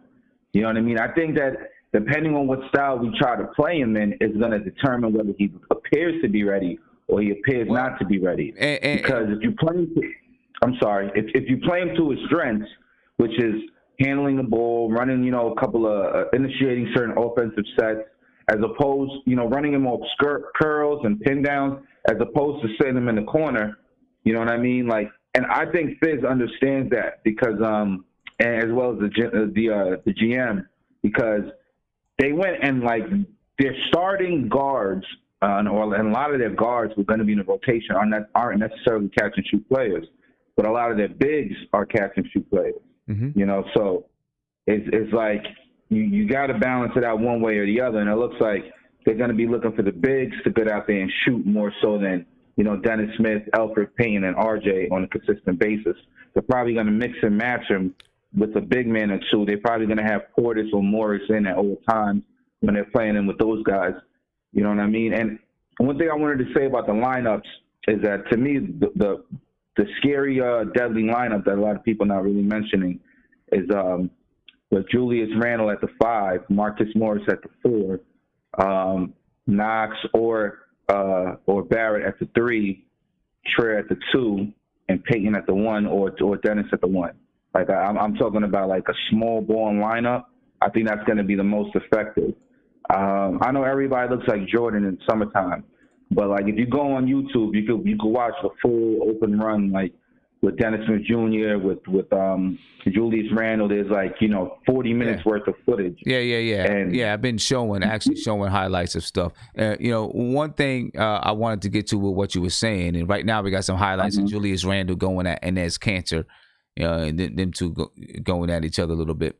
You know, what you were at, you know, you were saying, you know, how would I determine whether or not RJ is ready? I can't answer that question right now. You know what I mean? I need to see him play against NBA talent. You know, I've only seen him play in the summer league. We got to see what happens when he plays against NBA talent. So I can't even answer that question. You know, he may come in and, you know, his style of play just works perfectly in the NBA. You know what I mean? He finds he has way more space than he's ever had before, and he's able to knock down shots. You know what I'm saying? And you know, he has, you know, he's able to use his deceptive speed and use his body a little bit. Who knows? You know what I mean? So I can't even answer that question because I got to see him play against NBA talent. You know what I mean? So and then that's when I can answer that question a little better, when I'm seeing him play against NBA talent, you know? Okay, I wanted to say one last thing. Yeah. So one thing, I was watching NBA The Jump about 3 days ago. Yeah. And it was they had a little session about the trade. If the Hawks made a mistake about trading Luka Doncic for Trae Young, and then they went on to praise the Atlanta Hawks. And they were speaking so glowingly about the plan that the Hawks had to build with youth and to build from the draft and to acquire assets, and how their GM was just doing such a great job, and that their franchise has a definite direction. And I'm like, yo, you got to be kidding me. Like, are the Knicks not doing the same exact thing? Like, and you guys are criticizing and making the Knicks the butt of every joke, and you're not giving them any sort of credit other than Elmina Hassan. He's the only dude who gave us any sort of credit on the jump, you know what I mean? But the Hawks are doing exactly what we did, not as effective as what we did, you know what I mean? Like, how could you rate Cam Reddish as a better college player than RJ Barrett? The only thing that the Hawks have over us is Trae Young, and how do we know that RJ Barrett's not going to come on the scene and end up being a better player than Trae Young? I mean, he's, at this point of the, you know, he's projected to be a better player as of now than Trae Young was projected to be when he was entering the NBA. So I just found that like the hypocrisy is at an all-time level. Like, it's hard for me to stomach sometimes, and I just wanted to say that. It's like, it's ridiculous, but you know what I mean? We're gonna keep our head down, and we're gonna find our way, man. Like, I know it sounds crazy, but I really, really have a weird feeling that we're gonna be in the mix for that 8th seed in the playoffs. You know what I mean? Because it's gonna come down to how many games we win. It's like, if we handle our business, then we're going to get in. It's like, we don't necessarily need to look up over our shoulder and worry about what the Orlando Magic is doing. If we're winning games and it's come down to the end of the season, we have a chance to win 41, 42 games, you know, because we can finish anywhere from 33 games to 42 games. 42 being everything breaks the right way, but it is possible. You know, I don't think that the Nets are a much better team, being that KD is injured, than the Knicks. You know, and now, like, all of our supporting cast is a legit supporting cast. Like, there's no Lance Thomases and Noah Vonlehs who, like, I like the effort that they put in, but they were just so deficiently skilled. Like, they did not really have high skill level. You know what I mean? They were fringe NBA players. You got Marcus Morris, who's an actual NBA player. You know, and when you were asking Henzonia to do a lot of the things that you're going to be asking Marcus Morris, a legit NBA player, to do. You know, you got Elfrid Payton. And as much as I like Frank and I root for Frank, the man is not a real NBA player. Neither was Trey Burke. You know, and these guys are playing a bulk of the minutes. You look at the lineup that we're going to be starting now and the guys coming off the bench now as opposed to last year, we don't have any, like, guys like that are a question. Does this dude even belong in the NBA? We had like 6 of those last year, you know, and this year I just think we're better equipped to challenge from out the gate, you know. And I would like to have a discussion or hear you have a discussion on actual legit chances of us making the playoffs, you know, maybe towards the end of the summer. But I think it's a strong possibility. I know everybody don't want to be the one to say we making the playoffs and then we win 28 games and we sound stupid, but I just feel like it's a possibility, man. Thanks for taking my call, son. I think if things bounce right for us, you know, we really do come together, the chemistry builds, we can come out and play defense, you know, then you know, I think we have a shot to overachieve. You know, teams have, there's going to be a couple teams. Look, when you're looking at the East, Milwaukee's going to be good. Boston's going to be good. Indiana's going to be good. Toronto is still going to be a good team, a playoff team, I think. Yeah, without a doubt.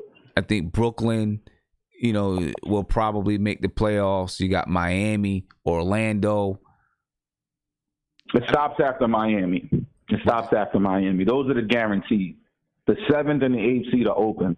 Detroit is not a given. Orlando is not a given. So they should be on the Orlando. Go ahead. No, I'm saying Detroit should be on the bubble, right? Yeah. I'm not sure Derrick Rose takes them up any kind of level, so they should be on the bubble. No, he doesn't. He absolutely does not. You know, so, you know, the Knicks, you know, if we can, I just want the Knicks to be in contention of it, even if we don't get in. If we're in contention, you know, that's going to be good for our young guys. Now, I would love to get into that 8th or 7th seed. You know what I mean? I don't care. I would love get swept out the first round. I would love to get into that 8th or 7th seed. You know what I mean? That shows that you're growing and you're building. You know what I mean? And it gives our young guys a little bit of taste and hopefully develops that hunger for the playoffs, you know? I'm going to say this. If we make the 8th or 7th seed in year 2, this is year 2 of the rebuild, that means that we ahead of the curve of what Golden State was at in year 2 of their rebuild. Okay. You know what I mean? I know the vets is going to contribute a lot to making it, but if we have a core of 7 second-year players and like 3 rookies who are leading the way to us making the playoffs in the East, that's a great foundation right there. Like, that's a great launching point. Year 2 of the rebuild in the playoffs, that's almost unheard of. But it's possible. It's possible. See what's up, man. It could be. We'll see what's up. Hey, I appreciate the call, my brother. Yes, sir. All right, man. Have a good one. Have a good weekend, man. Peace. You do the same. Hey, you know, it's not impossible for the Knicks to. I don't think it's impossible for the Knicks to overachieve. I think we have a team that's built to overachieve. I really do. I've said it time and time again. I said it last night. I'll probably say it in the next stream. I really do think we have a team that's built to overachieve. And Romeo Dread, thank you. I really want to thank Romeo Dread right now because Romeo Dread is really feeling what I'm saying about RJ. You know what I'm saying? He just posted in the chat that I'm not saying that RJ is not ready. Right? Exactly. I'm not saying he's not ready. That's not what I'm saying. That is not what I'm saying. It's almost like Romeo's the only person that's feeling what I'm saying. You know what I mean? You know, that's what I'm saying. You know, and Public Enemy, I'm not talking garbage about Detroit. I'm just saying we're talking about the possibility of the Knicks being in the playoffs and where will Detroit You know, Detroit's going to be a bubble team probably. I don't think Derrick Rose takes them to now they're a fifth or fourth seed. You know, maybe he helps them out. I don't think that he puts them as an automatic playoff team. I think they're still a bubble team. That's all. They're better. They're probably better than the Knicks, but I think they're still a bubble team. Detroit. And they did bust our grill last year. You know what I mean? Caller, you on live with Nothing But Knicks. What's popping? Hey, gang. This is Big Mac from the Bronx. I'm calling just to put my 2 cents in about the R.J. Barrett and whether he should start or not. Mm-hmm. I'm all in favor of what you say. He needs to earn his minutes. True, he's a number 3 pick. But I'm sure there's a lot of guys on good teams that were second, third, fourth picks that didn't start necessarily. The reason he may start in this team is only because we don't have any basic veterans that have already been there from the year before. Consequently, what I think is Barrett would probably be better served coming off the bench, giving us more of a veteran starting team, so it will give us a chance to get to 35 wins. Give him a chance to sit and watch some guys that have done it before. Get his minutes in the middle of the game, maybe toward the end of the game. Find his niche, so to speak. Figure out whether he's going to be the shooting guard or he's going to play some small forward or even some point. I think that being the case, then as the year goes on, 10th, 15th game of the season, maybe he can possibly, if he's shown the ability, he's shown the improvement to be a starter. If not, there's nothing wrong with getting 25 minutes, 30 minutes coming off the bench. As long as you played, it matters. And if you get to play in the end, that's even more important. It's not who starts, it's basically who finishes. Exactly. You know, and, you know, I wouldn't put it past him being a starter, you know what I'm saying, this season. But if not, then he's not. You know, and he goes and they build. That's just how I feel about it. You know what I mean? That's just how I feel about it. No knock on RJ. Cut you off. What I wanted to say was, I think basically the Knicks, even with the veterans, none of them have played together before. They're going to need to find out who and who's going to start, who's going to play with, like he was saying, what combination is going to play, what combinations will do the best for us as a team. Right. Okay. And if that means Gary comes off the bench, so be it. I'm not to say that he won't get to play significant time as the season goes on. Just because you're not starting doesn't mean you won't play. Right. We'll see what happens. I'm just hoping the Knicks can improve on 17 wins. 30 be great, but that's not a guarantee. Yeah. I think they're capable of doing it. As far as the playoffs concerned, I really can't see it unless, for some reason, some of the younger players and older players mesh to the point where they become a serious team, not just a bunch of individuals. Yeah. Nah, yeah. I feel you, and we'll see. You know, that's gonna take. I think that we have guys that understand. You know, like Taj Gibson, Wayne Ellington. These guys understand. I believe they understand about bringing the team together. Then you got some guys like Bobby Portis and Julius Randle, who, you know, Julius Randle, let's say Julius Randle, while he's a budding star, he doesn't seem to be the ego trip guy. You know what I'm saying? I feel like he's a guy that can mesh into a team well, and that's a good kind of star to have, in my opinion. Which will let your role players flourish. You know what I'm saying? And help bring the team together. So I feel good. I really do feel good about this team, and that if they can mesh, they have a chance to overachieve. You know what I mean? That's what I think. I'm not saying they're gonna, but I think they have a chance to overachieve if we can, you know, put it together right. And then, of course, we need some things to fall in the East. You know, we need some things to happen. Some teams not play well or whatever it is. You know, and if we can string some things together early on in the season, you know, we have, when you look at the schedule, we have, you know, some tough games, and then we have a stretch where we play some teams that historically over the past few seasons haven't been good. You know what I mean? And if we can get a strong start, because when we get to the middle of November, we hit a hell of a schedule, a monster of a schedule, you know, where we play like 10 straight playoff caliber teams, you know. So if we can build that confidence early on in the season, make it through that stretch, we'll see what happens there. Hey, my man, I appreciate the call. All right, I want to get to the video chat, talk to some of these guys, and then I'm going to be heading off soon. But I appreciate the call, bro. My pleasure. Have a nice weekend. Have a great weekend, my man. All right, peace out. Ladies and gentlemen, do me a favor, please. Subscribe to the channel. Ring that notification bell. You'll be notified anytime I go live, drop a video, post in my community section. Make sure you like the channel. Hit me with that thumbs up if you like what you're seeing and you like what you're hearing. Well, you may not like what you're hearing, but if you like the talk, hit me with that thumbs up. We got 274 people. So if everybody gives me a thumbs up, I should have 274 thumbs up right now. All right, so hook me up, ladies and gentlemen. Please hook me up. And don't forget, opening night tickets are available, but there's like less than 15 left. So make sure you get yours now. All right, make sure you get them. Get them now. You see it. Click above to make your deposits right now. Right now, less than 15 left. So make sure you get in on it. We're going to have a great time. We'll have a lounge. So check this. It's like this, my friends. Before the game, we'll sit courtside, watch shoot around. Then we'll head up to the lounge. Well, when you get to the lounge, there'll be a buffet of food laid out for you. All right. Then you're going to sit with about 40 New York Knicks fans in a lounge on Chase Bridge. We're going to watch the game together. During the game, we'll be streaming live, so you'll have a chance to be in the live stream.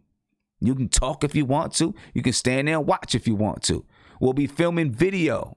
So we'll put together a video that's going to be, you know, posted on YouTube. You'll be able to be part of the video. And then after the game, we'll head down to the garden floor. We'll shoot a couple of free throws on the floor. And then after that, we'll go over to Clyde's, where, you know, that's optional. You know, that's not really included in the price, but we'll go over to Clyde's. We'll have a good time. We'll talk, laugh, drink, whatever it is you want to do. You know what I'm saying? Of course, you know, that one's on you. That meal or that drink is on you when we go to Clyde's. But we'll go to Clyde's anyway, talk, laugh, take pictures and all that kind of stuff. So make sure you get your tickets to opening night. All right? Hopefully I can see you there. I did want to respond to somebody in the chat. The first person I want to respond to, not Crazy Dog. I agree with Crazy Dog. Crazy Dog said RJ will not lose his confidence if he doesn't start. He'll use it as motivation. You know, because somebody asked the question, or someone said, you know, that they don't want RJ to lose their confidence. Crazy Dog, I agree with you. You know what I mean? I don't think RJ would lose confidence. I think he would use it as a motivation. You know what I mean? I don't think he's the type of guy that's going to lose confidence. I think RJ is going to step on the floor and think he's the best guy on the floor. You know what I mean? That's what I think. You know, whether or not he's starting or coming off the bench, RJ is going to ball. And eventually, I believe, you know, he's going to take the spot that he wants. If he has to start out that way, he does. If he doesn't, he doesn't. It is what it is. Corrupt Killer. You said, Sim, why do you keep putting Miami in the playoffs? What's so special about Miami? Well, one, they have a culture, right? Miami has a culture, a defensive culture, a disciplined culture. Two, if you look at last season, Miami was 39-43. All right, there were 2 games out of the playoffs. They were a 10th seed. Well, they picked up Jimmy Butler. I think Jimmy Butler will get them 5, 6, 7 games. So you can look at Miami and say that they'll probably win 46 games or something like that. 45, 46 games. I think if you win 45 or 46 games in the East, you're going to be in the playoffs. You know, I think that Jimmy Butler will get them another 5 to 7 wins. You know, so yeah, I think that the Miami Heat will make the playoffs. They're at least going to be a bubble team, but I think they'll probably make the playoffs. All right. That's why. Let me get to the chat because my man City for Real just joined us in the chat. I want to say what's up to him. You know what I mean? It is getting late, those ladies and gentlemen. You know, we've been on for a couple of hours now. I appreciate you guys for being on with me, though. You know, but at the moment, I want to get over here to the video chat. Say what's up to my man City for real, since he hasn't had a chance to speak yet. And then get a couple of last words from these guys here. City, what's going on, brother? Hey, what's going on, Sim? I'm chilling, man. How you feeling? Hey, I'm good, man. Hey, I just got out of surgery Monday, so I'm good. Everything went well, whatever. I'm glad you're healthy, man. I'm glad you're healthy. Yeah, man, more or less. I'm riding with you on the road to 10K. Let's get that up there. Let's get it. That's what we talking about. Let's go. Second of all, yo, remember the other day I said on the chat joint, when you get the merch up, man, like, you know what I'm saying? I'm gonna be the first one to cop the bucket joint. I'm gonna be the first one to cop the bucket hat. I got you, man. I'm on it. I got you. You just gotta let me know, bro. My man, Mogul Talk, you know, we working on getting some buckets done. So, you know, like the blue one that I wear, he did that for me. So we working on it. Mogul Talk Apparel, man. Check him out on IG. Yeah. For sure. I just want to clarify things real quick. It's something me and Mark were talking about, like, you know what I'm saying, or whatever. I just want to say this, man. Look, I'm a fan of the team, man. Like, you know what I'm saying? And if you're not on the team, I don't care who you is. I don't got to root for you no more because you're not on my team. I'm a fan of the team. If you're on the team, then I'm with it. If you're not on the team, then forget about it. You know what I mean? That's all I got to say. I feel you, bro.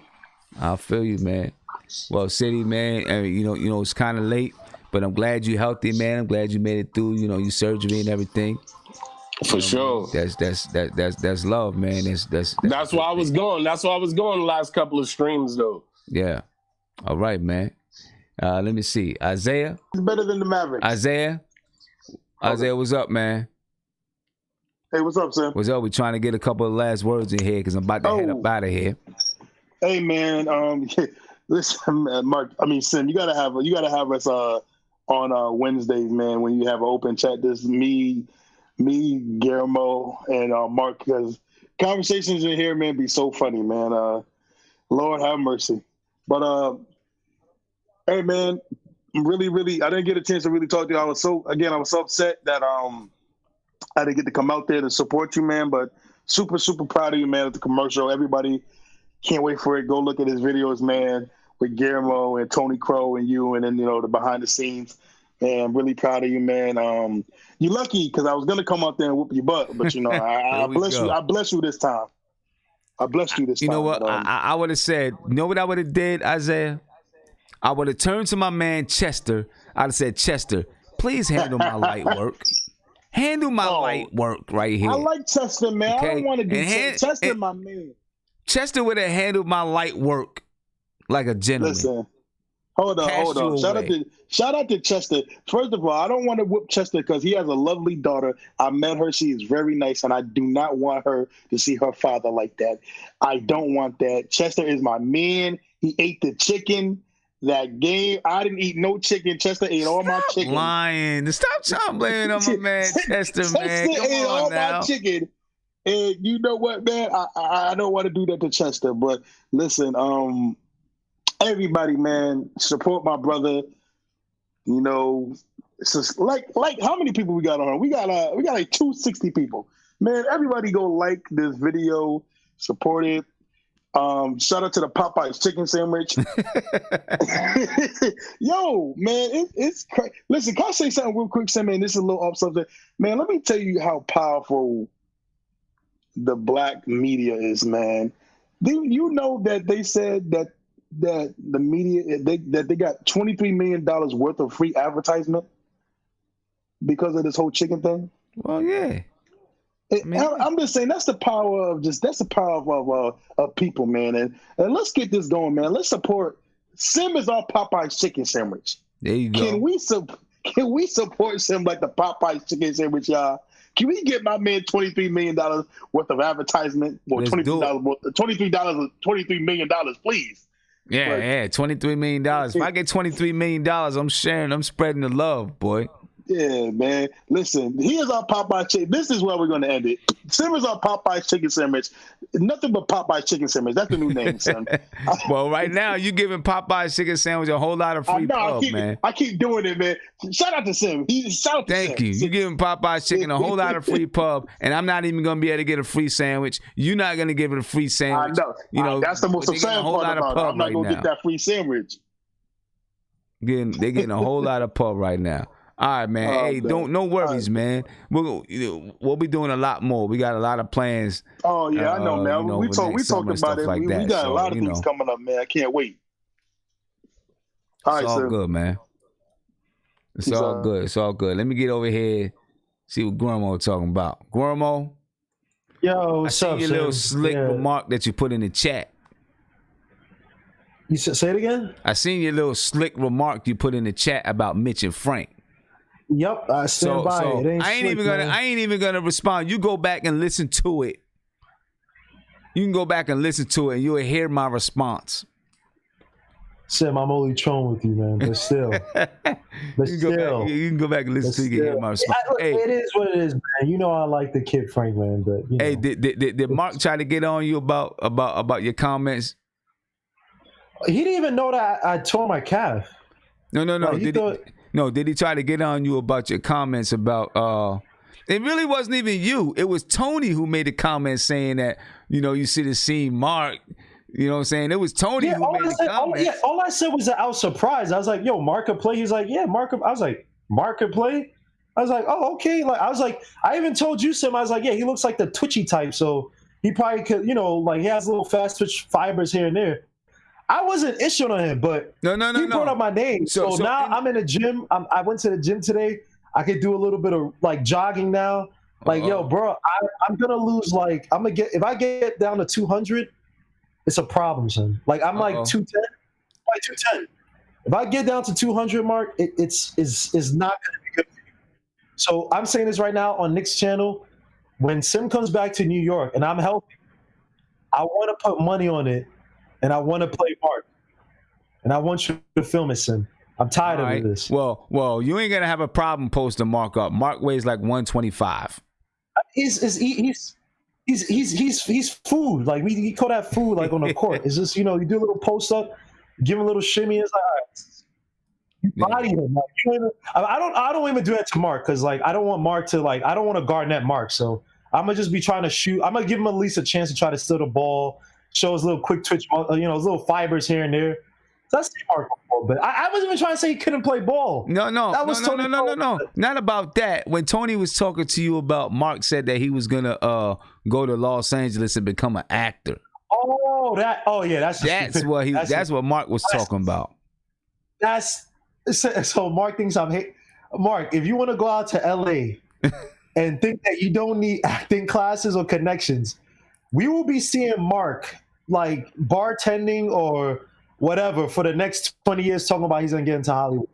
You will not survive in LA, man. You wouldn't even get on Nickelodeon. Bro, you would fail. You get on Nickelodeon. You like BCAP or like whatever local community TV. You are not getting on in LA unless you do something strange for change. And I hope you don't do nothing strange for change. Hell no, you do nothing. Yeah. I'm just telling Mark, bro, look at LA. You know how many pretty girls who are actors and whatever, and now they just on Instagram hoping they could get chose? Come on, man. Yeah. Mark ain't no actor, bro. Come on. Far Too Smart said that's why Mark loves KD and KP because he weighs 125 soaking wet. Go ahead, Mark. You live, man.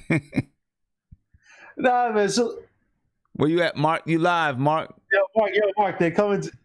Mark, Sim coming to you, man. Mark. So this what we doing? What you mean this what we doing? So this what we doing? What you mean? Hurt. Mark is hurt. Oh, Lord. Hey, bro. What'd you say, Mark? Can't hear you.